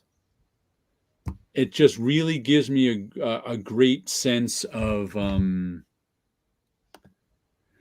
Isn't the Kaiju Max a cartoon now too? I don't know. I have not heard that. If it is, I haven't heard anything about them. But that I didn't hear it doesn't mean it's not happening, because I don't hear a lot of stuff. But this, I love the story. I love the sense of history. The artwork is terrific by in this he's Thomas Giarello. This is the one where he was supposed to be Tomas, but they had us correct it to Thomas for some reason. And whoever had us correct it just kind of spaced out because it's supposed to be Tomas. Right. So I was like, oh, all right. He's Tomas. But in this issue, we get this whole story has been this young girl, 12, 13 years old, who's chosen by Odin to try to find Odin's missing eye. That's her whole. But they've kind of kept the mythological world and the real world separate, and you never really know if the two would ever connect, if this was real or something she was experiencing in dreams or this and that. But in this issue, we get to see the sort of mythological world enter the real world, and this all takes place in 536 AD, Gotcha. where is. There's this myth this one tribe has of the stag, the black stag dragging down the moon. So that becomes literal in this issue. And then the two myths of the two tribes collide, where Odin has to kind of get his own thing done. And then at the end, we get to see two ogres having sex on this giant mountain, which I think somehow makes Odin intercede. So it's just been, this has just been a terrific, terrific series. Jonathan Dysart writing, Thomas Giarello drawing, Diego Rodriguez is doing the coloring, and who's doing our lettering on this one? Simon Boland on the letters. Just terrific, terrific series. You can get your hands on one Bad Idea series. This is the one to get, I say. So if the girl actually finds Odin's eye, she'd be the ultimate example of Nat Pupil. Odin's trying to stop Ragnarok. That's why he's looking for his other eye. But really, really enjoying that series. Put your eye out, kid. You'll put your eye out. And now I've got my end of the year best of list. I broke it down into categories. The best of the same old, same old. Because there's certain stuff that I've got no more superlatives for. I buy it all the time. I've been buying it for decades. What am I supposed to say? And we know what that is. And you can probably guess. Welcome to the weekly meeting of the YouTube Usagi Yojimbo fan club. That's the first one on the list is Usagi Yojimbo. 16 through 24 came out this year. It's like I've run out of superlatives for Usagi Yojimbo. It's just, what's there to say? It's always so. It's like that. The first list is the best of the same old, same old. Yeah. And there's 4 on this list. Along with that comes Savage Dragon. Issues 256 through 260 came out this year. Always good. Savage Dragon is always good. You can always pick up an issue and enjoy yourself with Savage Dragon. And the third one is Terry Moore's Serial, which Serial had issues 1 through 9, but Terry Moore is the same old, same old. As I buy anything Terry Moore does, I've been buying anything Terry Moore does for 25 years. And it's all good. Yeah. It's hard to imagine he's been doing stuff for 25 years now. Yeah, longer than that. I think he started in the early. I didn't even start with issue 1 of Strangers in Paradise. That may have even been the late 80s. Boy, I started really Yeah. early with SIP. I don't think it was number one. Savage Dragon is another. Yep, that's another one. Of course, two trolls having sex. That's the true definition of bumping uglies. It is. So we get Usagi Yojimbo, Savage Dragon, Terry Moore. Like I said, doesn't even matter the series of Terry Moore. And the fourth one is a bit of surprise. I added this one on only because I realized I've been buying it for 5 years now. And that is Kaiju Max. Okay. Kaiju Max, season 5, 1 through 5. I think they wrapped up. So I was like, you know what? I got to throw Kaiju Max on there, even though it's ending now, because 6 years worth of Kaiju Max we've had. It's all been good. Yeah. Same old tops level stuff. Is this the third year? Is it third or the second year of Norse mythology? Second. Okay. But I stuck that one on. My next list is best miniseries. So I stuck the best same old. Those 4 are in best same old, same old. Usagi, Savage Dragon, Terry Moore, Serial, and Kaiju Max. So those are the 4 like steady ones I've been buying for you. I mean, Kaiju Max is the new one. I've only been buying it for 5 years, but as I was looking at the list, I went, you know what? Kaiju Max deserves to be on that list because 5 years is a long time. 36 issues. In today's market, yeah, that's true. Mm-hmm. Mm-hmm. Just think, in 4.5 years, you'll be able to say that you've been buying King Spawn for 5 years. No, I'm not buying King Spawn. I'm only buying regular Spawn. I only bought King Spawn number 1 because, damn it, I can't buy more than 1 Spawn book, even if they are $2.99. I can't buy 4 Spawn books. No. So I'm still buying regular Spawn, but not the offshoots, just the first issues, because why not? All right, now I've got 4 best miniseries, too. The one I already told you, Norse mythology. Mm-hmm. You can probably guess the other 2. They were the ones everyone was buying on our little YouTube club and talking about kind of at the beginning to the middle of the year. Carmen. Carmen is one of them. Ice Cream Man. No, it's not a mini. Oh, okay. Well, there's a bunch. I remember the plots of some of them, but I don't remember that. He's buying all the damn Spawn books. All right. The one about What We Do in the Dark? Nope. That's in an honorable mention spot. Okay. So is Ice Cream Man, but we'll get to those. You've probably forgotten it. Brandon Graham. Oh, Rain Like Hammers? There we go. Was that the right title? That's the right title. Rain Like Hammers. Those are the first. And the 4th one is a bit of a surprise to me. It was only 2 issues, but they were double-sized. Lock and Key, Sandman, Hell and Gone, which was really, really good despite me knowing nothing about Sandman. I know a lot about Sandman, but I don't know very much about Lock and Key. It was really good. I've heard it's good, but it is a lot about it. You probably have to know more about Sandman than you do about Lock and Key, and that's luckily, like I said, I do. You and everyone else filled me in on here when I showed it every week, so that's how I learned all the subtleties of it. Gotcha. Ha was good, but it didn't make my list of best miniseries.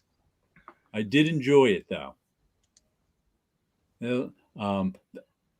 So the 4 I had down for best miniseries were like anything I bought all the issues of course, was good. I was just picking the top ones. Like Ha, I bought all the issues of, so of course I like it. Rain Like Hammers, Carmen, Lock and Key, Sandman, Hell and Gone, and Norse Mythology are my 4 best miniseries. And my next category I called Best Ending of a Series, and there's 2 in this. Okay. Songwriter John Locke and songwriter go on adventures. Hey, I'll do that one. Don't be surprised if somebody steals your idea there. Yeah. Like I said, my idea was Dracula versus the Great Gatsby. That's going to be my Great Gatsby. That's that was like they had like Dracula versus everyone. That's what I want. It'll take place in World War One. There was a series a few years back that was Dracula versus King Arthur. Dracula was based your damn vampires in my King Arthur books. Jeez. Anybody? The other one I wanted to do is Dracula versus George Washington, and it takes place during the winter of Valley Forge.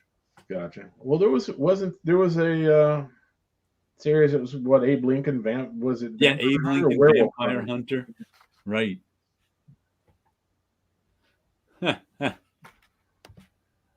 My idea. Maybe something different.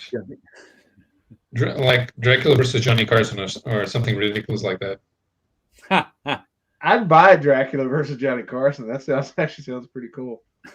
Jeffrey Epstein fights his own death and then goes off to fight crime. Jeffrey Epstein did not kill himself. I don't think any publishers are going to be touching anything with Epstein anytime. I don't think so. Best ending of a series? The first one is Birthright. Issue 46 through 50. Dracula bites Daisy and dies. That's a great Gatsby joke. Oh, can you imagine Dracula versus the Fabulous Furry Freak Brothers? I'd buy that. But Birthright had a really good ending. 46 through 50 came out this year and ended the series at 50 issues. And we had what was really good about the Birthright ending was we had an end to the big war battle, the overall plot. Then we had like 2 or 3 issues of sort of wrap up that ended the series. That was really good. Almost like a 2 or 3 issue epilogue, which you almost never see in comics. And yeah, that's true. Or anywhere for that matter, but it just really wrapped it up nicely. It was really, and the other one, the best ending of a series, only 1 issue of it came out this year. That was Red Mother number 12, which would probably have been one of the best miniseries or maxi series 2 years ago when it came out. I think Dracula had more ex-wives than Johnny Carson. I don't know about that one. This Epstein is the American 007. It follows true events of his life set as a 60s spy thriller. There's no publisher out there that would touch that with a 10-foot pole right now. But Red Mother was a good series. It's, I think that Kieran Gillen wrote that. I can't remember who the artist was, but good series. Had a good ending. It was sort of like, I heard it compared to Rosemary's Baby. It was kind of like this woman who gets dragged into this secret cult. This sort of spooky tale that was really, really good. Mm-hmm. Oh, I just checked the perfect crossover. What's that? Osborn versus the Mummy. Who versus the Mummy? Ozzy Osbourne versus the Mummy. Ozzy Osbourne versus the Mummy? Yes. All right. The Mummy's going to look better. The Mummy's going to look better than Ozzy. King's Poet actually wrote 2 issues of that Jeffrey Epstein story. He must have been inspired.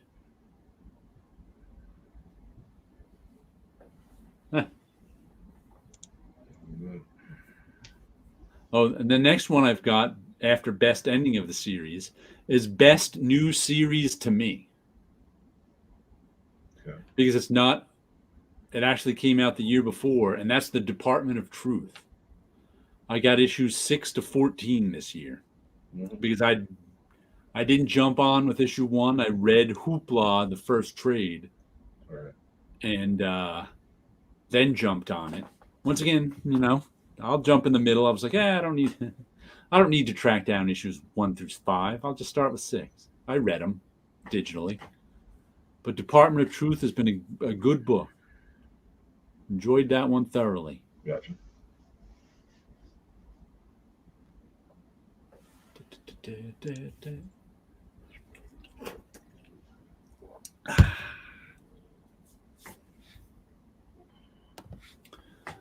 What do you got here?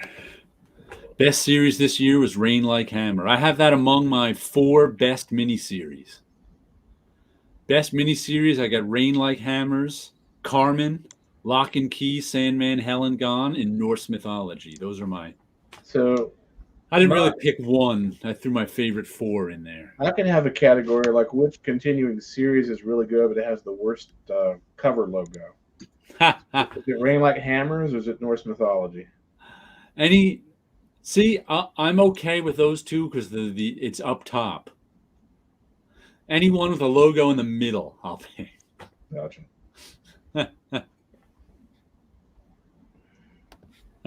Jeffrey Epstein was hired by Bill Barr, Trump's attorney general.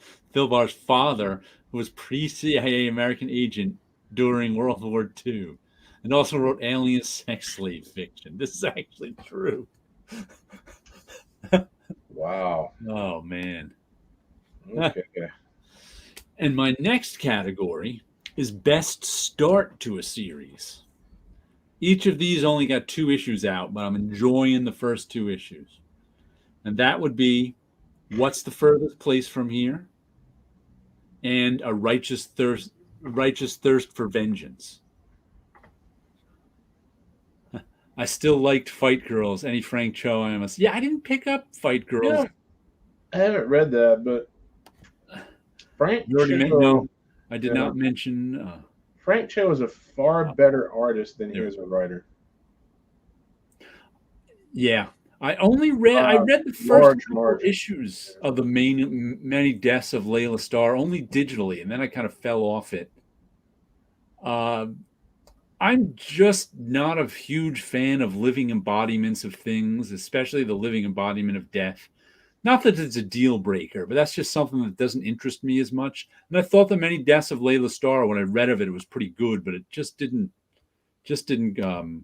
grab me. And I had a bunch of comics at that time. It also all matters how many comics. If my full list is always filling up and emptying out, because a lot of this stuff ends. And if the Many Deaths of Layla Starr came during a period when it emptied out, I may have bought it. But it came during a period when my full list was filled up. So it's kind of like that. That has a lot to do with what I buy too. Why are they always the living embodiment of death, the living embodiment of love? Why are they the living embodiment of something like fried chicken or mismatched socks? Because that's not an automatic. Because you have to actually develop that as a character. You don't have to develop the living embodiment of love as a character. Well, there is too much. I think it's just a shortcut. Yeah. My favorite reads were Monsters, Carmen, and Creep. Yeah.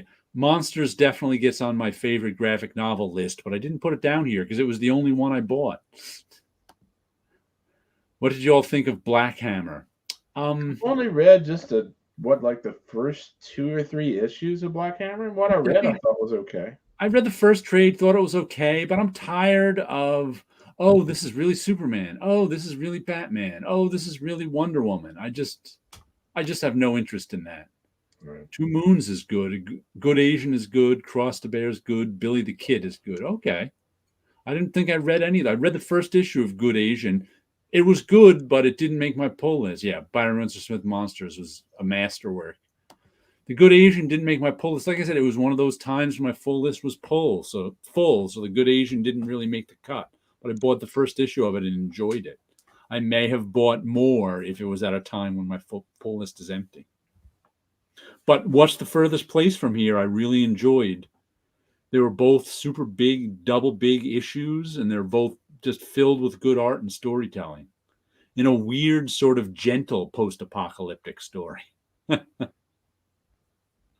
All the post-apocalyptic stories I've been reading are really harsh. And that was kind of a gentle one, so it stood out.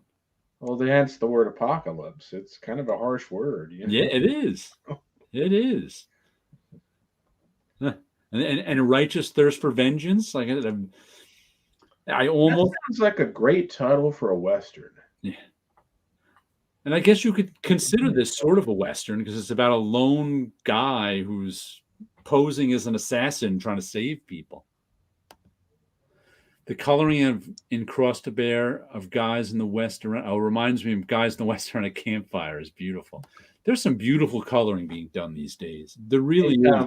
Yeah, but anytime you mention guys around a campfire, it just make me think of Blazing Saddles. Beans. Yeah. But A Righteous Thirst for Vengeance, I just wish it was a better physical comic because it's this self-covered, thin paper crap. Right. And that almost made me not buy it. Yeah, but I've been enjoying it. It's funny, when I was a kid, you couldn't put a gun to my head and make me have anything to do with a Western. Oh, I grew up watching Western movies with my father, so I've always liked Westerns. I appreciate them now, but back then I didn't. So. Big Jake is still one of my favorite movies. I always liked that one. I haven't seen that one. Big Jake. Matter of fact, there's a lot of well-known Westerns that I haven't seen. Huh. Let's see. I'm still reading Time Before Time. Yeah, I'm enjoying them. I think Time Before Time has picked up for me. Started out really good. Loved that first issue.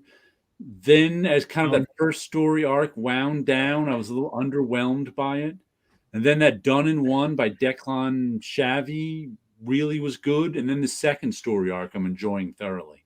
I was going to ask you, since I saw that Tomorrow's is doing a magazine on Terry Dodson, how was the Adventure Man thing going? It's good in the oversized hardcover. Okay. I bought the first issue and was underwhelmed by it. Gotcha. But then I saw it was coming out in the oversized hardcover, much like Red One, his other series that underwhelmed me, and then I bought the oversized hardcover and loved it. Right. I said to myself, I'm going to get the oversized hardcover of this, and sure enough, I liked it a lot better. Tom Scioli's story of Jack Kirby was a surprise this year. His art style is hard to figure out, but at least it wasn't typical, and I liked the way he tackled it. He's definitely got his own art style. I've been meaning to read that on Hoopla, and I took it out. I took it out like last month, and then took it out again this month. I haven't quite read it yet. I think I have a free comic book day version of that. Yeah, they just restarted Adventure Man in singles. I'm going to wait for the oversized hardcover. Gotcha. I love the Kirby life story, but hated the art. That happens. My next category is best series that I worked on, which are all Bad Idea comics, of course, because that's what I've been working on. Yeah. But the three series are Pirate Queen, Odin's Eye, which I just showed you an issue of, and the one shot of Refuse and the Last Resort. Those are the three Bad Idea comics I recommend the most. I really enjoyed those three. Refuse and Last Resorts has some great art in it. And so Pirate Queen has some, what's it, Adam Polina art that's really, really nice. And of course, I just showed you Odin's Eye, which has the Tomas Giorello stuff. Right. Yeah, it's Tom Scioli is no Kirby, Hannah Kingspo. Yeah, there's the problem. No, it is. I mean, loved Pirate Queen. It was really good. Yeah, I think we have one more issue of that coming out. The other two are good too. Refuse Last Resorts is just a one-shot, and Odin's Eye has been terrific. Anime Kirby is not a fave. What I think it is too, like I said, there's a style of artwork I call just get it done. And a lot of these, like, biographies of Kirby are in the just get it done style of artwork, where you just got to just get it done. You're not making a lot of money doing it. You're never going to make a lot of money doing it. You got to get it done so you can get it out there and try to sell it and try to recoup at least some of your losses. The way Tom Scioli was advertising his series, you kind of expected him to spend a little more time on each page. Yeah. But like I said, he's got to just get it done. I haven't seen that stuff really look at it, but I've read so many of these like autobiographical comics, and a lot of times it's just you just got to get it done. That's very true. A lot of biographical comics, even Yeah. the non-auto, are like that. Yeah. I just read one autobiographical comic by a true crime a cartoonist for the New Yorker, who she's really into true crime, and that was, man, was that just get it done, because it was like 200 or 300 pages. You brought up the subject of crime. I just found out earlier today that Andrew Vax, who did the Another Chance to Get It Right series from Dark Horse, he just died within the past couple days. Oh, I didn't know that. I remember his name. Bad Idea Comics are 400 miles away from me. Oof. Did all the water the whales? For me, it's probably close to 200 miles away. Well, Odin's Eye has two more weekly issues left. So at the end of January, see if you can find Odin's Eye online. The writing and pacing was good. That's of the Jack Kirby biography. Yeah, that's what. Sometimes with these just get it done biographies, I'm like, I give the art a lot of leeway, as long as the storytelling and writing is good. Best book is by Eric Powell, Ed Gein book. Yeah, I haven't seen that one. It's interesting. I love Eric Powell's work. Both The Goon and Hillbilly are fantastic. Yeah. I'm not sure if I want to read a book about Ed Gein. Yeah. It's like part of me does. It's kind of like watching the Blues Brothers 2000. You watch it like this, and kind of like part of you wants to see it, and part of you doesn't. Yeah. Huh. What do you guys think will happen with Bad Idea? I'm doing freelance work for him, and I don't know what's going to happen with Bad Idea. I assume they're going to keep going. We'll see. They keep giving me work. I'll keep doing the production work. But I've heard no word one way or the other. Vox Burke series is a look into the Unreal Underground world. Okay. I haven't seen any of those. I think the Jeffrey Dahmer graphic novel was truly great. Yeah, that was a good. Was that My Friend Dahmer? That was a good one. I enjoyed that. And the last category I have is honorable mentions. There were ones that just didn't quite get into any of the other categories, but I like them and thought I'd mention them. Thought that too, Scott, but the author has been writing about Ed Gein since it happened. It was the best possible way to present the actual story. Okay. And my honorable mentions are Ice Cream Man, Deep Beyond, 1 through 11, The Silver Coin, 1 through 7, The Me You Love in the Dark, 1 through 5, and Howard Chaykin's Hey Kids Comics, 1 through 6.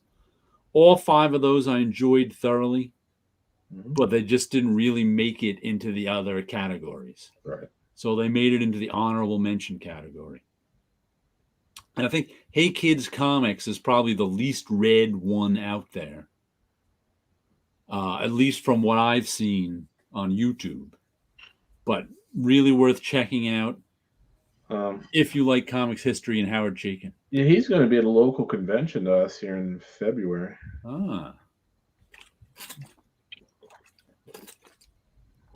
And by the way, I bought. I also want to. What about vinyl? I did like vinyl. You're right. That could have made it into my honorable mention categories, but it didn't quite. But I did like vinyl. So I bought all 6 issues. The only reason it didn't make it into the honorable mention category is the story was a little weak. I'm not that into serial killers versus cults, but I did enjoy it, loved the artwork, and would recommend it. Vinyl was cool. I just want to. Tim released a video today. Did you see that? No, I haven't seen it. Not yet. Howler Mouse. It was mostly a video about other stuff, but one of the things he mentioned in it was he was in the very beginning. I mean, it morphed into something more than this, but I just want to address this one. But he gave the old he was talking about the Grant Morrison Wonder Woman Earth 1 graphic novel. And he really didn't like it, which is fine. But he once again was saying, I haven't really liked comics of the last 5 or 6 years. And I'm like, well, then stop buying DC comics. I bought, my final tally this year was 375 comics. And out of those 375 comics, 25 of them were first issues that didn't make the cut. And probably out of those 25, at least 10 of them were actually good. They just didn't make the cut for whatever, economic reasons, mostly. So if I can buy 375 comics and 350 of them are good, there's a lot of good comics out there.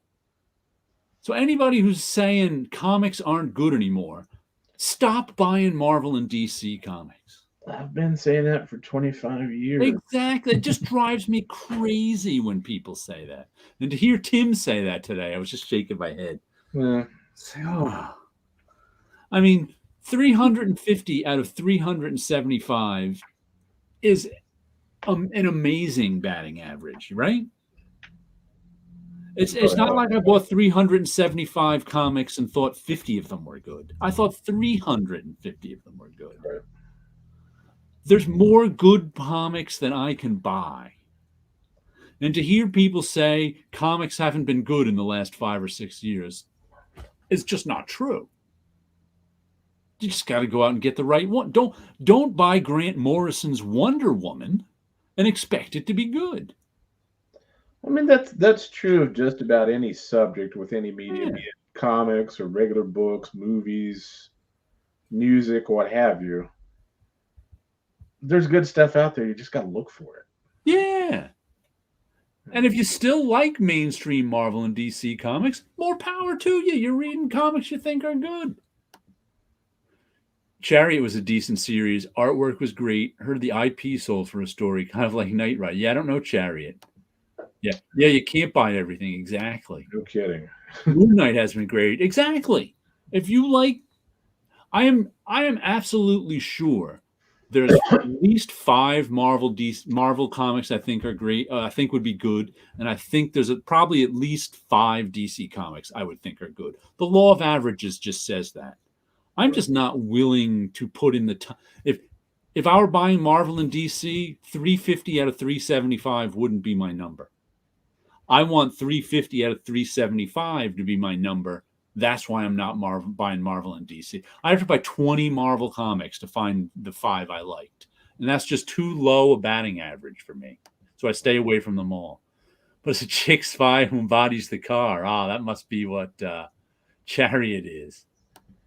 I stopped buying Marvel in 1977 and never bought DC. I probably stopped in about 1983. I've given up on the big 2 unless they do something like X-Men Legends and only Marvel. Like I said, there's got to be a few Marvel and DC I'd like, but I'm not willing to wade through all the bad ones to find them. Right. Honorable mention for me, as a lifelong Turtles fan, is The Last Ronin. The closest Mirage publishing will ever come to existing again without existing. I've been buying that, and that's the first Turtles book I've ever bought. And I have been enjoying it. It's $8 an issue. I just don't know if I've enjoyed it $50 worth. Right. But I'm buying it, so it comes out once every 4 months, so it's not really that bad. You are right, Jared. The big 2 sell you some rope over and over again, and guess what? Yeah, exactly. That latest. Hold on, let me get the latest comic shop news that's in the other room.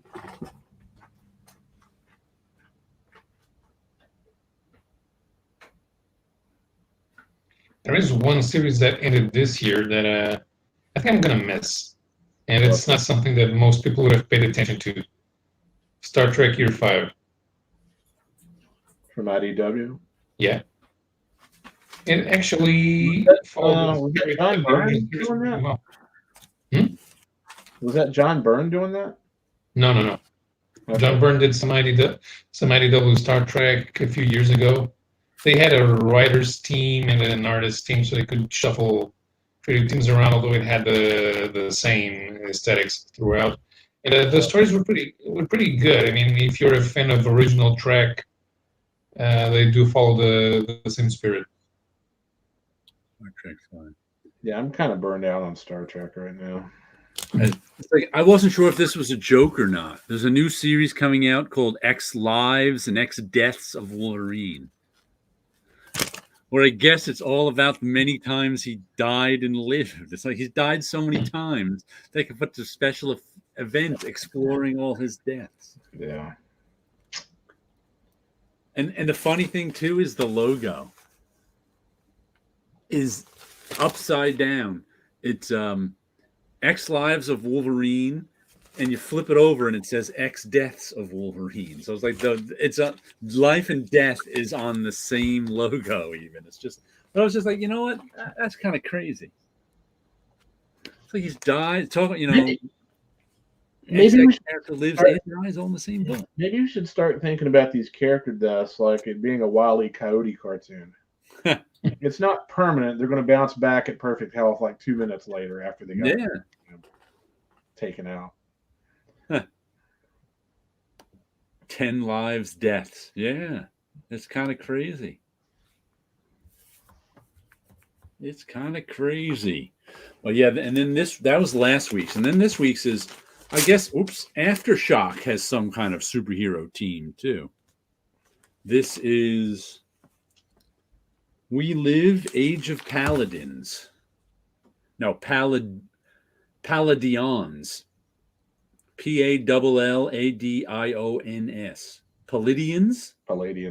Palladians. So I guess they have. We Live. They already had a series named We Live, and it looks like a superhero series. Some nice artwork in it.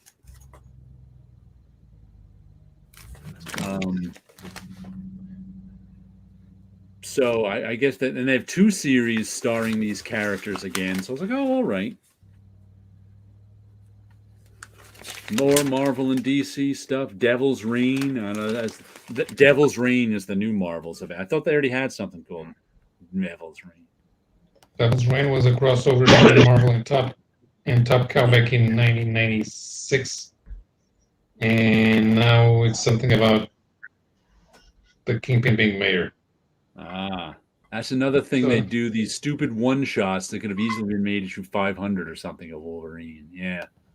They like those numbers, the many deaths of Wolverine and the many lives of Wolverine. It's kind of crazy.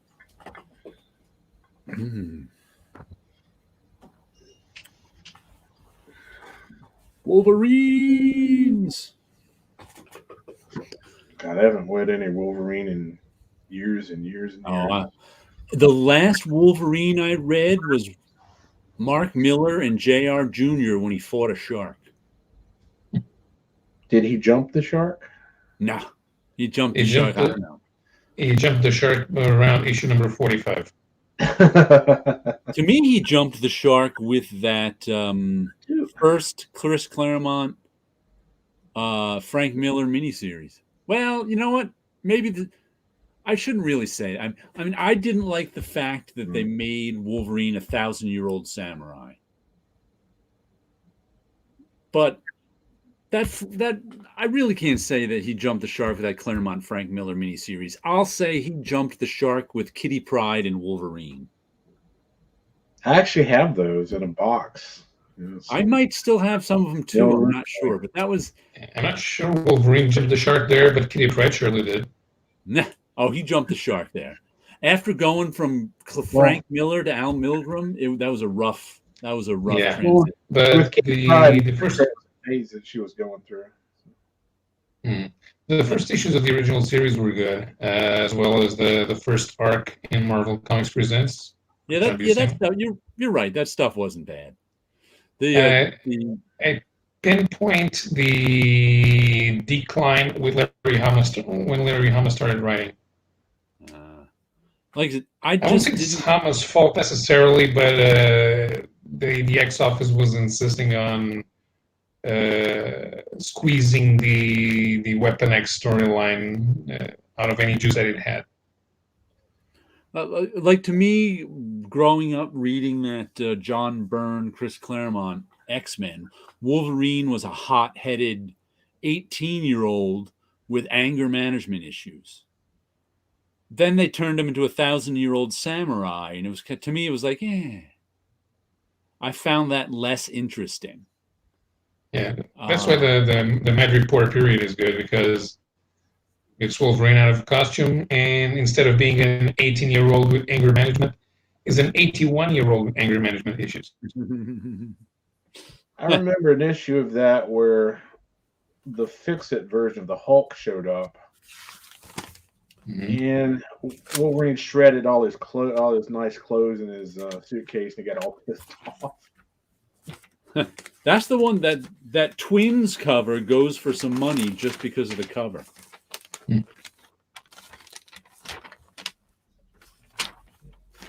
Here's a comics coming out. I don't know if this will be interesting or not. I'm kind of interested in it and kind of not.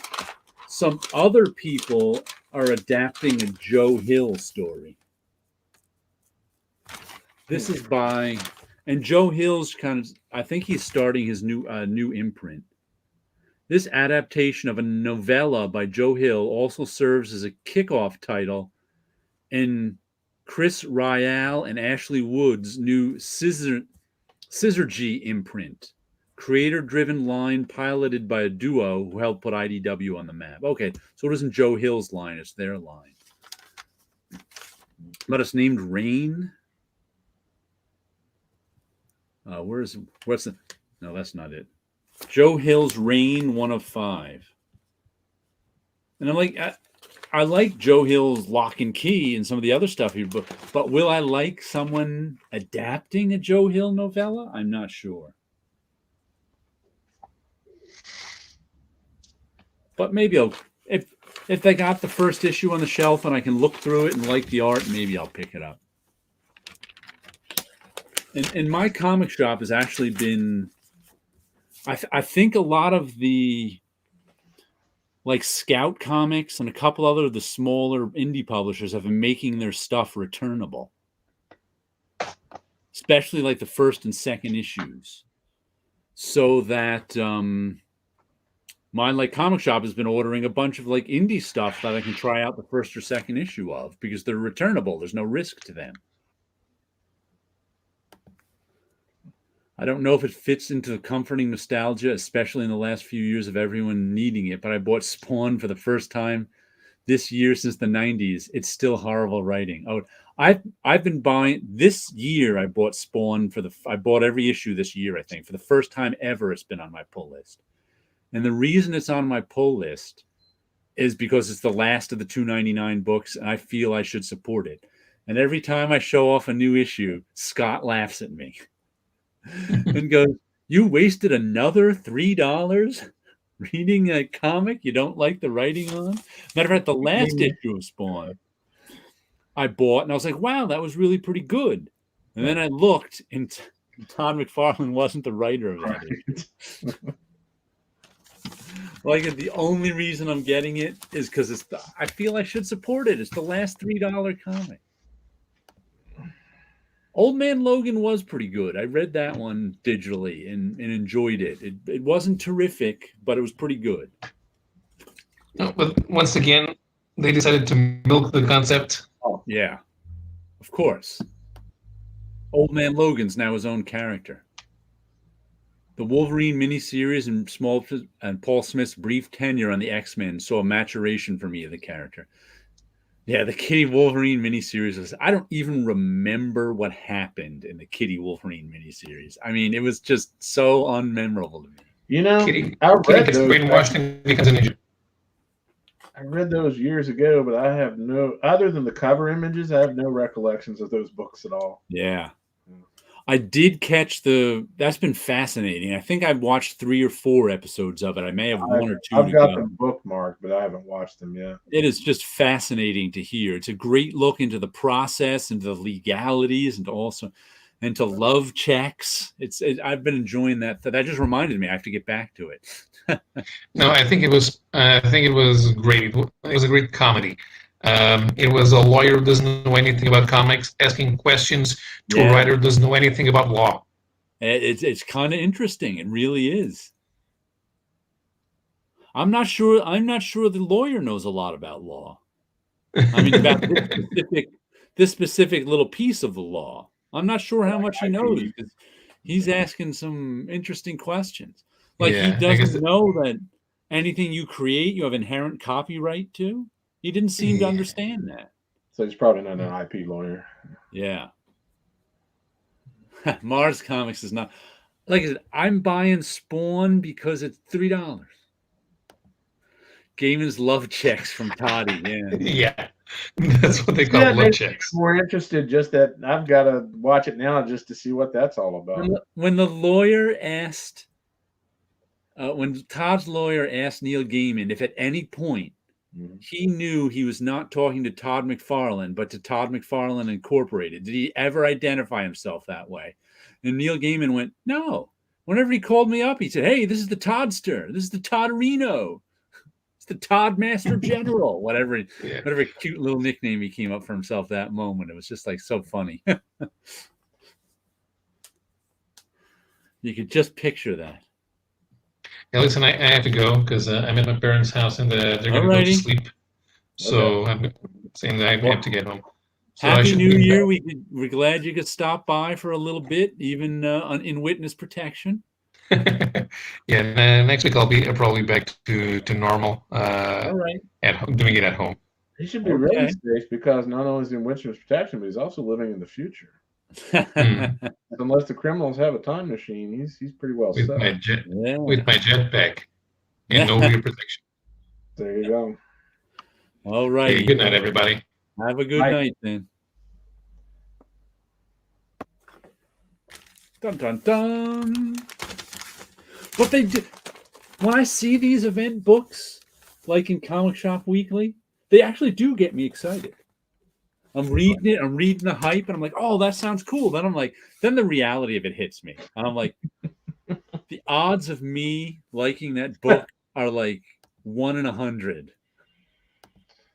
But somehow reading this reminded me of, those comic book ads where you could order like the Polaris submarine or the tank you can climb into, and then you end up finding out what it really is, which is a cardboard version of it. You're like, man, 100 Roman soldiers. You're like, cool. Yeah. And then just the disappointment is what that reminds me of.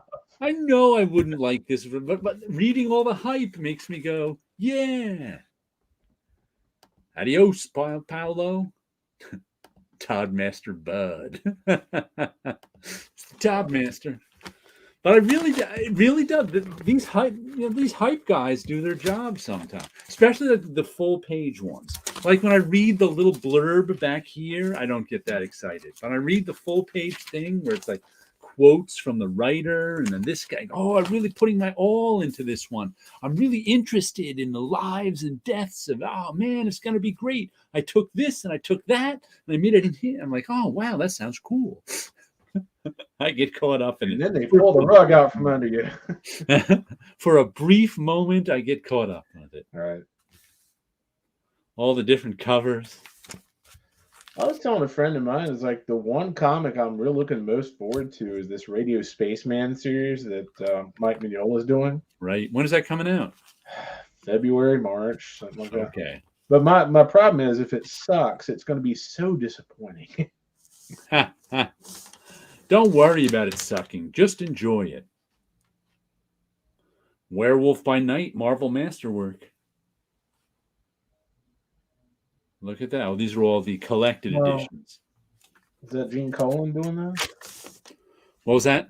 Was that Werewolf by Night? Was that Gene Colan? Who did this? Let's see if I can see a name down here.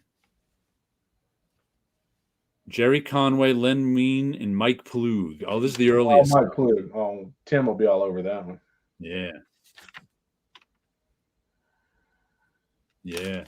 I think today ends the if you like digital comics, Amazon/Comixology has been having a sale on Marvel Masterworks. I also felt like they had a big DC sale too. They sent me an email about it.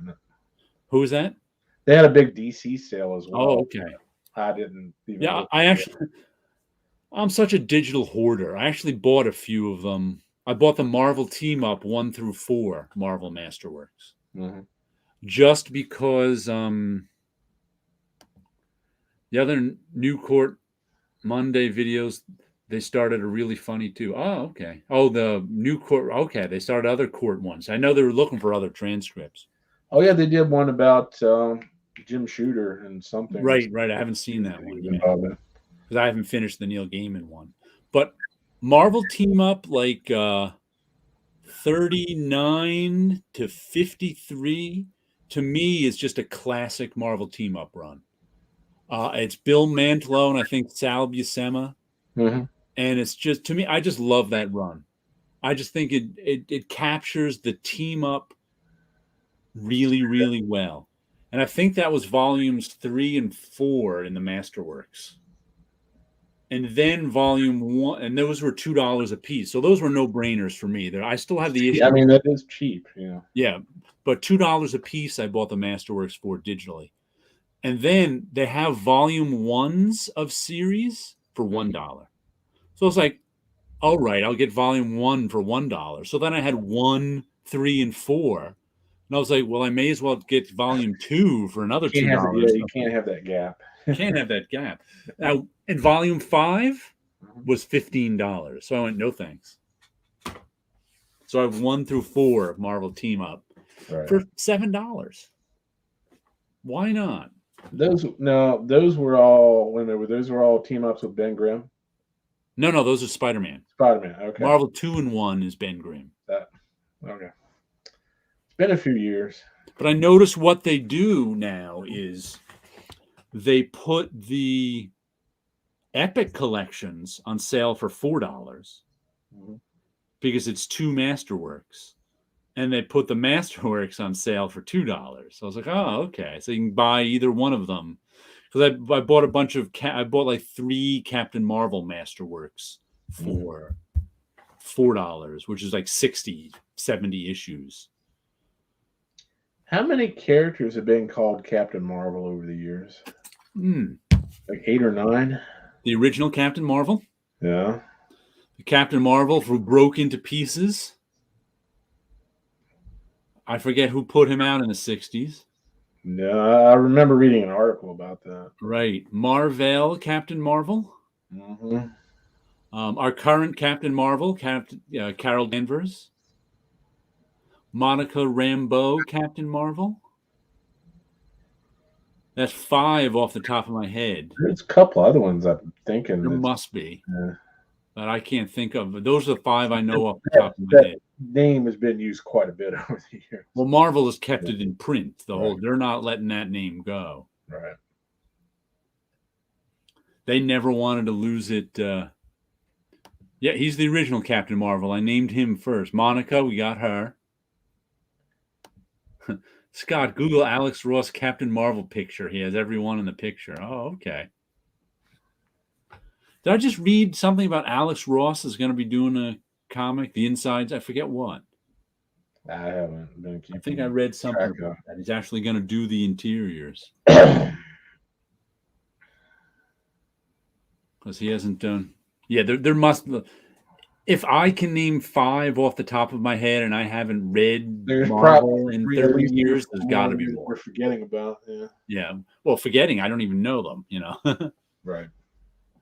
Because there was another blonde-haired Captain Marvel that in the green uniform that I know Paul Azaceta drew in like the mid-2000s. I forget which Captain Marvel that was. They brought back that green uniform and he was a dude. I don't remember a green uniform, but the original one that was light green from his Marvel Captain Marvel's original uniform, which before they transformed it into the red and blue one. Oh, okay, gotcha. The Kree warrior outfit. They brought, Janice Vell, and there was another female captain. Yeah, that must be the one in the green uniform, Janice Vell. From Eli EZ, the game hunter, one of the New York Warriors. There anything in the last few decades like Marvel Presents? Nah, I love those short stories with new artists and crazy team ups and characters. Yeah, the series that came out bi-weekly, right? It's tough to put out a bi-weekly book. There's Rogue too. Yeah, she stole Captain Marvel's powers, right? A lot of Captain Marvels, but only one Johnny DC.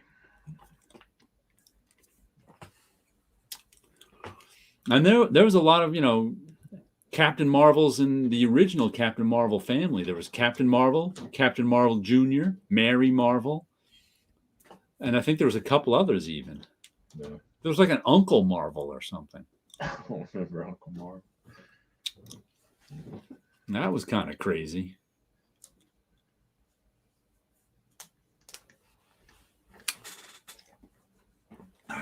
So are you looking forward to any comics this year, Scott, now that you've got a month or two of a new job under your belt? The big one really is Radio Spaceman, and just like I've got my fingers crossed, like please don't suck. I don't anticipate that it will, but just don't put that much pressure on it.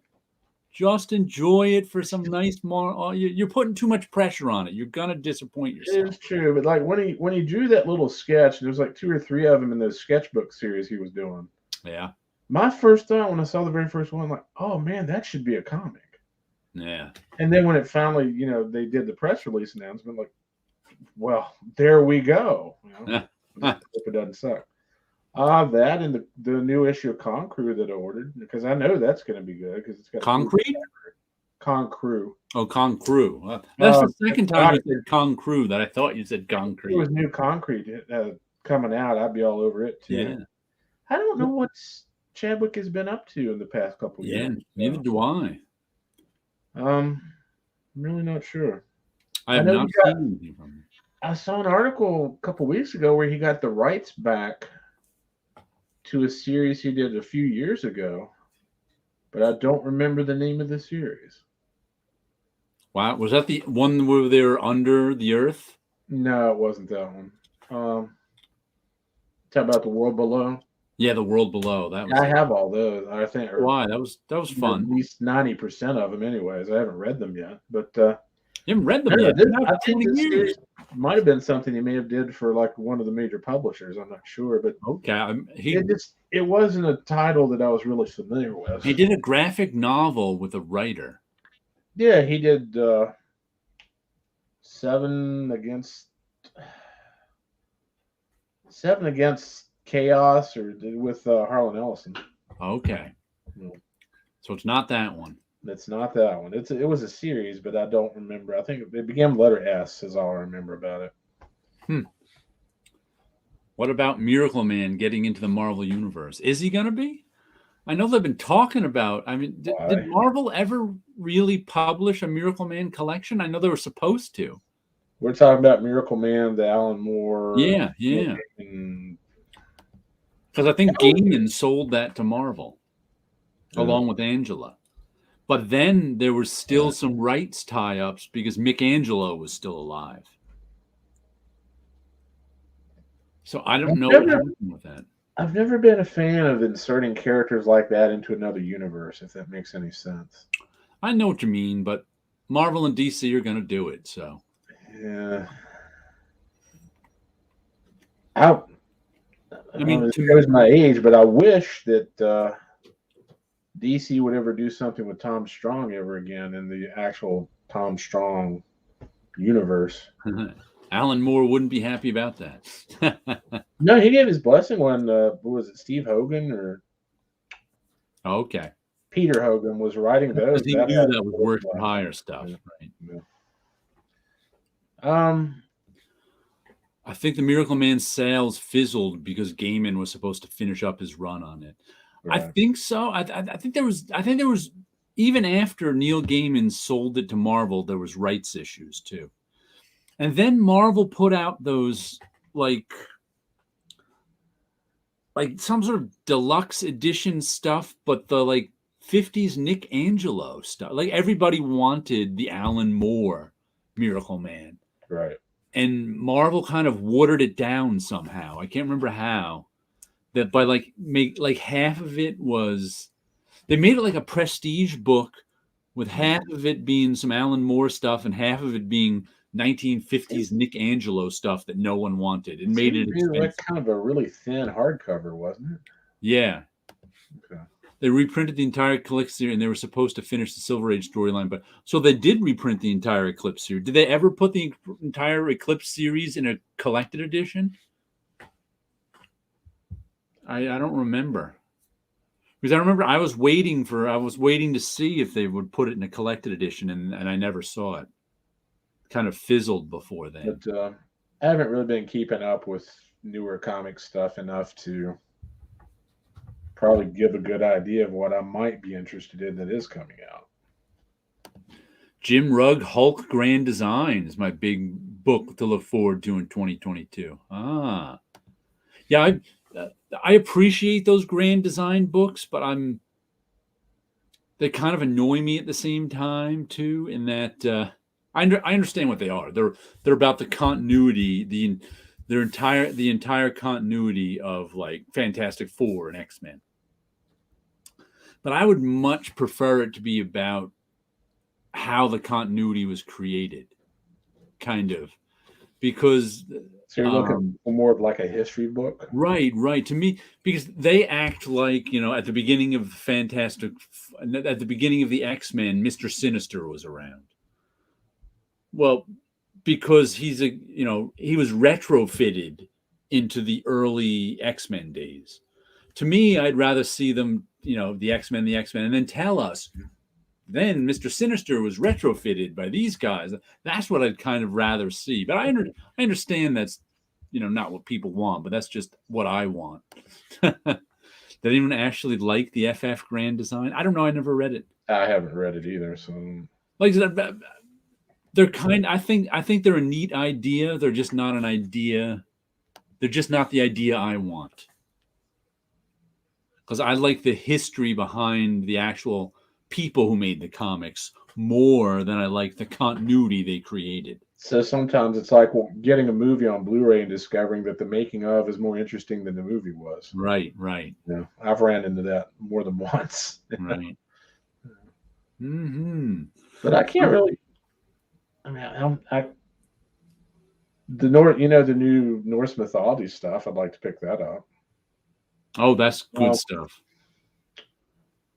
Like I said, I really haven't been keeping up with comics as much as I used to, so I'm not really as up on what should be coming out as I used to be. That's because as you rebuild your finances, you'll probably get more interested. That's true. Who did FF Grand Design? Piscor did the X-Men, right? Did Tom Scioli do the FF Grand Design? Who did it? I think Tom Scioli may have done that. I'm not 100% sure. Mm-hmm.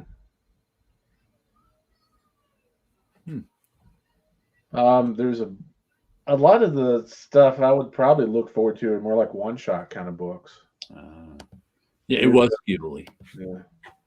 Damien brought this to my attention, even though I already knew about it. There's a Dark Horse book that's coming out, which is way overdue, that Tom Greidenberg did the art. It's a Tarzan collection that Roy Thomas wrote. Mm-hmm. It was an online strip that was published at Edgar Rice Burroughs' website. And the art on it's gorgeous. But gosh, that book's like 5 years late compared to when it should have originally been published. So it's finally going to come out. But that kind of thing is, one-shot stuff like that. Scott is a YouTube celebrity and doesn't need to read comics anymore. Speaking of it never came out, whatever happened to the reprint of Jim Steranko's Red Tide? I remember looking forward to that. Must be a decade and a half ago. Well, that was supposed to be done through Vanguard, which is done by oh gosh, I know that I met the guy. I can see his name or see his face, but I can't think of his name. Huh. begins with an S. The publisher, Right. Vanguard. Don't remember. David. So I can't remember his last name. I'd have to look it up. But I met the guy. He's a real nice guy. But that's been in limbo for A long 6 or time. 7 years at least. Yeah. I remember Steranko, tweeting about working on it and getting it done. Yeah. I mean, there was supposed to have been that, and then there was supposed to have been a reprint of Red Tide. Yeah, that's what I meant. Red Tide, the reprint. Yeah. But there was another book that he was doing is like an overview of Steranko's. Yeah, Red Tide is a book he illustrated. I think there's actually more than one Steranko book that we've been looking for that's just been in limbo for a long time. That Steranko book is so good and never reprinted. Yeah, it was supposed to be reprinted, but that just reminded me. I can't remember what it was a poster for. I had never seen this technique before. It was Bob Wyachek showed me this poster years ago. It was at his house. It was some kind of movie poster that Steranko did. And usually when you do any kind of printed artwork, you work yes, Red Tide is also called Chandler Red Tide. I think it's Chandler Red, yeah. Usually if your printed artwork is 8x10, you work 11x17. That's just because when everything is shrunk down, it tightens up and looks better. Right. Talon, there was a great poster. But this I can't remember what the poster before. But what Steranko did, and Bob told me this because he talked to Steranko about it, was he wanted the line to be a little fuzzy, a little photographic. So he drew it smaller than the printed size in really dark pencil rather than ink. So then when it was blown up, it gave the line this fuzzy photographic quality in the poster. Gotcha. And that was kind of a real interesting thing. You remember what the poster was for? I can't remember. I'm going to have to ask Bob. Plus, Steranko's adaptation of Outland has never been reprinted. Yes, that is, and there's an example where I thought the comic he did was actually better than the movie itself was. I'm gonna have to look that one. I don't think I have that one. I remember seeing it, but I think I only saw samples of it. It's really good. That's some of my favorite Steranko work. Actually, is his Outland adaptation. Mm-hmm. Like, did they publish like samples of it in Epic magazine once? It was something like that, where I saw an article where they were talking about it and showing. It was originally serialized, I think, in Heavy Metal. Oh, okay. There may have been some, like promo stuff that was in Epic, but I honestly don't remember. Yeah, I can't. It would have been a perfect place to publish something like that. Right. It was like a sort of literary, artistic discussion of Steranko's Outland. I read that somewhere in the early 80s. Can't remember where. I don't think it was. I don't think I've ever actually owned it. Outland was in Heavy Metal. Yeah. Yeah, that would be like a perfect, like if they would print that as like a European graphic album format, it'd be fairly thin. But I know I never read it in Heavy Metal. That would be nice. I'm gonna have to look that one up, and so yeah, it may have been a look back at it. I can't remember. Gotcha. Time has. I really honestly don't know what else is coming out. I don't always look that far, but being that comic shop news is as far ahead as I usually look. I'll usually bring up the digital version of previews and look through it. And sometimes it gives me an idea for, like, Bloom was one thing that could have made honorable mention in my list this year too. I enjoyed that, but I found Heavy Metal featured that on the Heavy Metal. Right. Comic Shop News featured that on the cover one issue. That's what made me aware of that. But there's a lot of creators I'll follow that I'm not sure what they're actually up to anymore. Yeah. But at least my LCS is really good at getting copies of, like I said, I think they've made them returnable. A lot of the small companies, their early issues, so they've done a good job of getting lots of new indie stuff. I always have. I can go into the comic shop in any given week, and there are half a dozen #1 indie books. Most of them crap, but not all of them. Let's see. Radiant Comics Grand Design in 2092, encompassing all of the Jared universe from the last 3 decades. All right. Duranto seems to be one of the most great procrastinators. Yeah, a lot of my favorite creators are great procrastinators. How long have I been waiting for Mark Schultz to finish Xenozoic Tales? 20-some years. I think what it is comic books are so much work, especially if you're an intricate artist. Yeah. And there's no place in, especially Marvel and DC, for higher priced artists. Right. And if Marvel and DC couldn't keep Neil Adams employed, because he could make so much more money doing other stuff. Yeah. Then there's just no place. And I think for Steranko, there was no place in comics for him. Right. And it's easier for him to do other stuff. He's got a lot of other interests, a lot of other stuff to make a living doing, so that comics were. Now, it's funny that a lot of these guys come back in their later years when they're elder statesman comics, because there's money to be made around the edges of comics for them, but not in comics themselves. Exactly. I mean, what they're going to ask for as a page rate is going to be beyond what anybody wants to pay. Yeah. Right. That's what it is. Because comics. I mean, there's so many creators that I would like to see new stuff by that just I don't even know what they're doing anymore. Like, I don't remember how you're supposed to pronounce the guy's actually. I think it was Travis Charest or Travis Charest. I always said Travis Charest, but I've heard people say other things. Well, I'll have to know either advice and look up a YouTube video and see how he pronounces it himself. But I always liked his work, but I haven't heard anything from him in a long time. It took me till 2 years ago to know how to pronounce Bernie Miro's name, which I always said Bernie Mirault.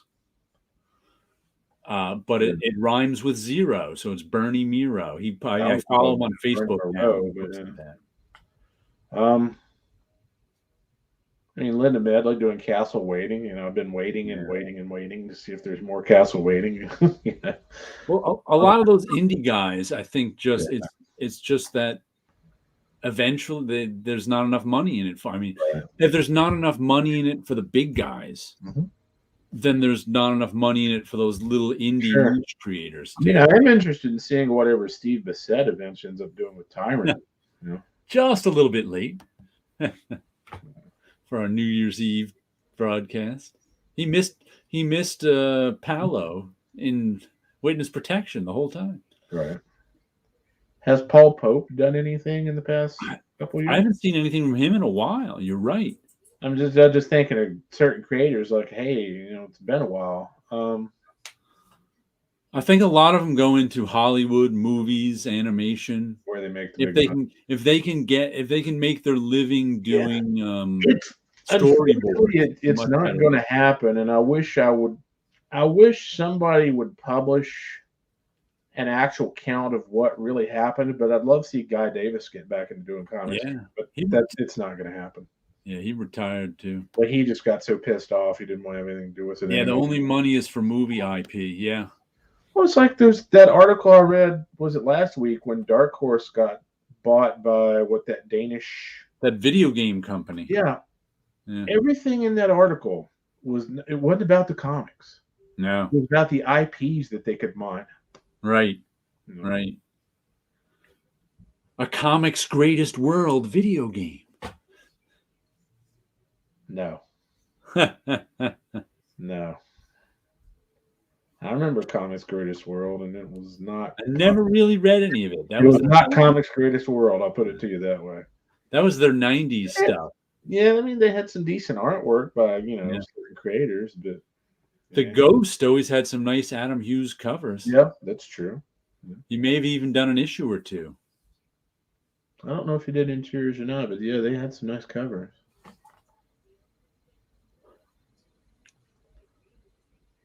Always nice covers with Adam Hughes. Guess What Adam Hughes nice covers was I just looking at? Oh, he did a series of Black Widow covers last year. This year.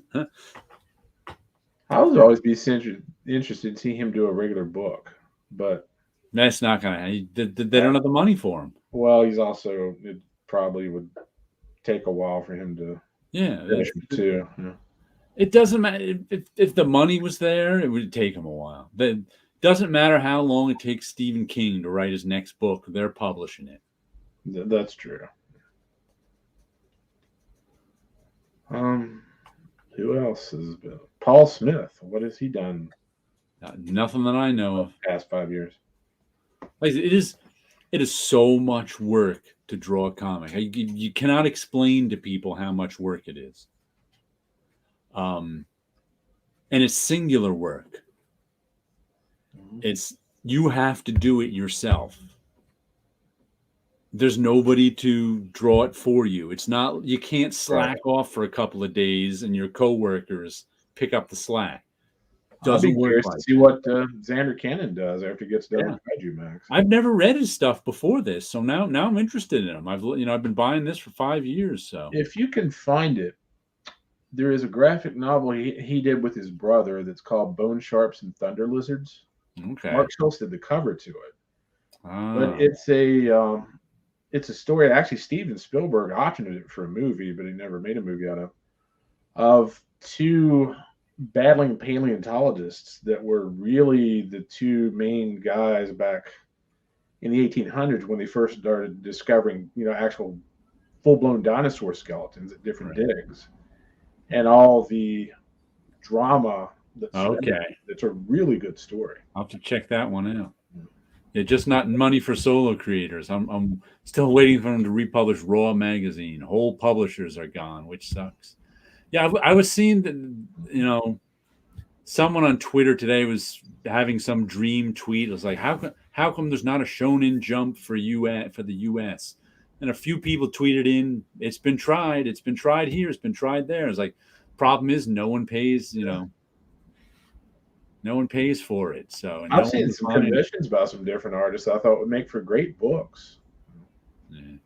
Scott, just go back and find the first series of Ghosts for Adam Hughes doing a series, or Penthouse Comics. Well, so maybe he did the first series of Ghosts. Yeah, I saw most of both the Penthouse and the Omni comics, which came out pretty much at the same time. Yeah. A lot of those were really good. I mean, there's some really top name artists working on this. I wonder how hard those are to find now, Penthouse Comics. I have to look on eBay. I have no idea. The Omni stuff, it's kind of one of those hit and miss things. It's either really, really cheap or really, really expensive, depending on who you find it from. Mm-hmm. There seems to be not much middle ground. Right. So that's the way it always is. If you can find there are certain comics that are really, really expensive, or that at least some dealers want them to be, but no one ever buys them. Right. Like Palookaville #1 I've mentioned before. Yeah. Let me know if you want to make a deal, Jared. I guess he's got some Penthouse comics. I'd love to see Francisco Francavilla do some more Black Beetle stuff. Yeah. Yeah, what has he done lately? I haven't seen anything by him. A lot of the Archie material. Yeah. Okay. Especially the horror Archie material. And he does a lot of one-shot posters from Mondo and places like that, too. Mondo. I'd like to see Eric Powell get back to doing the Goon again. I'd like to see Eric Powell get back to doing Hillbilly. I actually like Hillbilly too. Yeah, I agree. Either one or both would be fine. Yeah, I liked Hillbilly a whole lot. It was a really good series. Mm-hmm. Hillbilly. Yeah. Bill Hilly. Ooh. I don't know what else is supposed to be coming out. I'm not really sure. Yeah, like I said, I'm not usually that far ahead. I mean, I can think of some art books that are coming out on certain comics creators in the future, but they're not like ongoing series or anything like that. I remember that. I think I have. I may have the first issue to that I bought just for the cover. I'm gonna have to look. Where he had like Betty and Veronica nose to nose arguing. Francavilla isn't even doing Archie anymore. I wonder if he's doing movies. Yeah, could Well, I've be. got him on my Twitter feed, and he does stuff all the time, but I can't remember what it is. You know? I think he's got that style that people who need storyboards done would like. Very much. Because he can do moody lighting and and it looks like quickly. I mean, I don't know how quickly. Sometimes that stuff that looks like you can do it quickly is very deceptive. So I don't know. I'd love to fast see him he really is. I'd love to see him do a Batman book that was set in the 30s. Yeah. That's not going to happen either. So. Yeah. I still, as I said in my video this week, my wish is for the P. Craig Russell to do a Great Gatsby adaptation. That's Craig doing an adaptation of anything is going to be good. But I got to say, this guy's doing with this issue especially. This guy's doing a bang up job. I can't complain about George Coelho. Good stuff. I think, are there any other like classic literary titles like that are getting adapted these days? I don't think so. Like I said, other than this one just went into the public domain this year. That maybe more as they enter the public domain. That's true. I didn't even think about we'll get adaptations, but I don't know. Because I want an FF movie set in the 60s. All right. A Batman series set in the 30s would probably be great no matter who did it. It depends. Did you know what was great set in the 30s? The what's his name? Matt Wagner. Grendel the Shadow. Yeah. That was a really nice series. To me, Matt has a better handle on who the Shadow is as a character than most other Shadow writers do. Right. I just really liked that one. I mean, I like Chaykin, but I did not like his take on the Shadow. I don't even remember it. That was that long ago. I didn't like it. I mean, if you're going to get somebody to write the Shadow these days, it either needs to be oh my God, I'm just drawing a blank. Matt Wagner or Mike Kaluta. Mike Kaluta. Did you ever read the Shadow series he wrote that Gary Gianni drew? No, when was that? Oh, that's a graphic novel? It was a series of comics. They published it as a trade. What was the title on that? It was called Coils of the Leviathan. But God, that was some gorgeous, gorgeous stuff.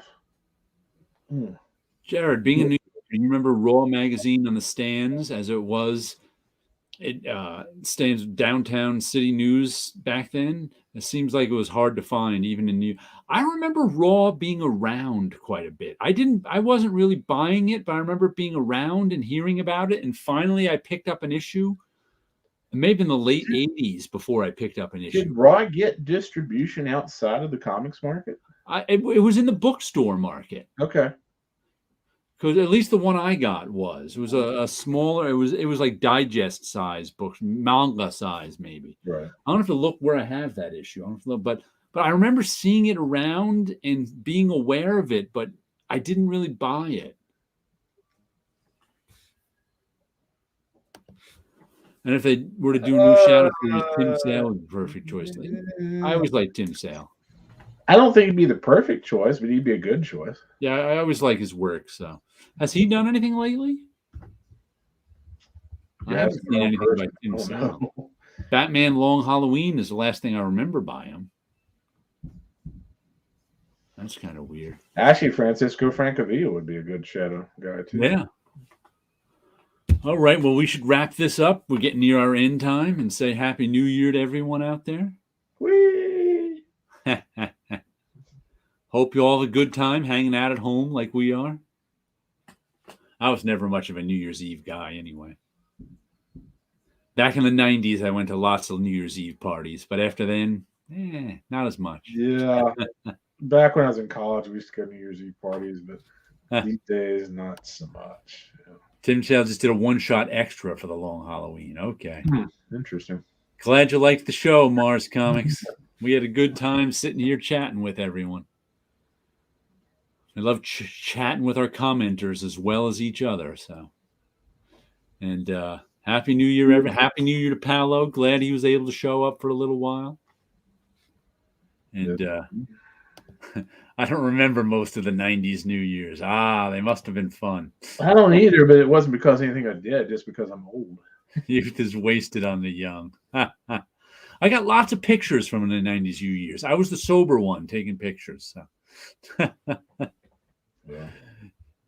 Happy New Year to you too, King's Poet, and everyone have a good night out there. Ta-ta. Bye.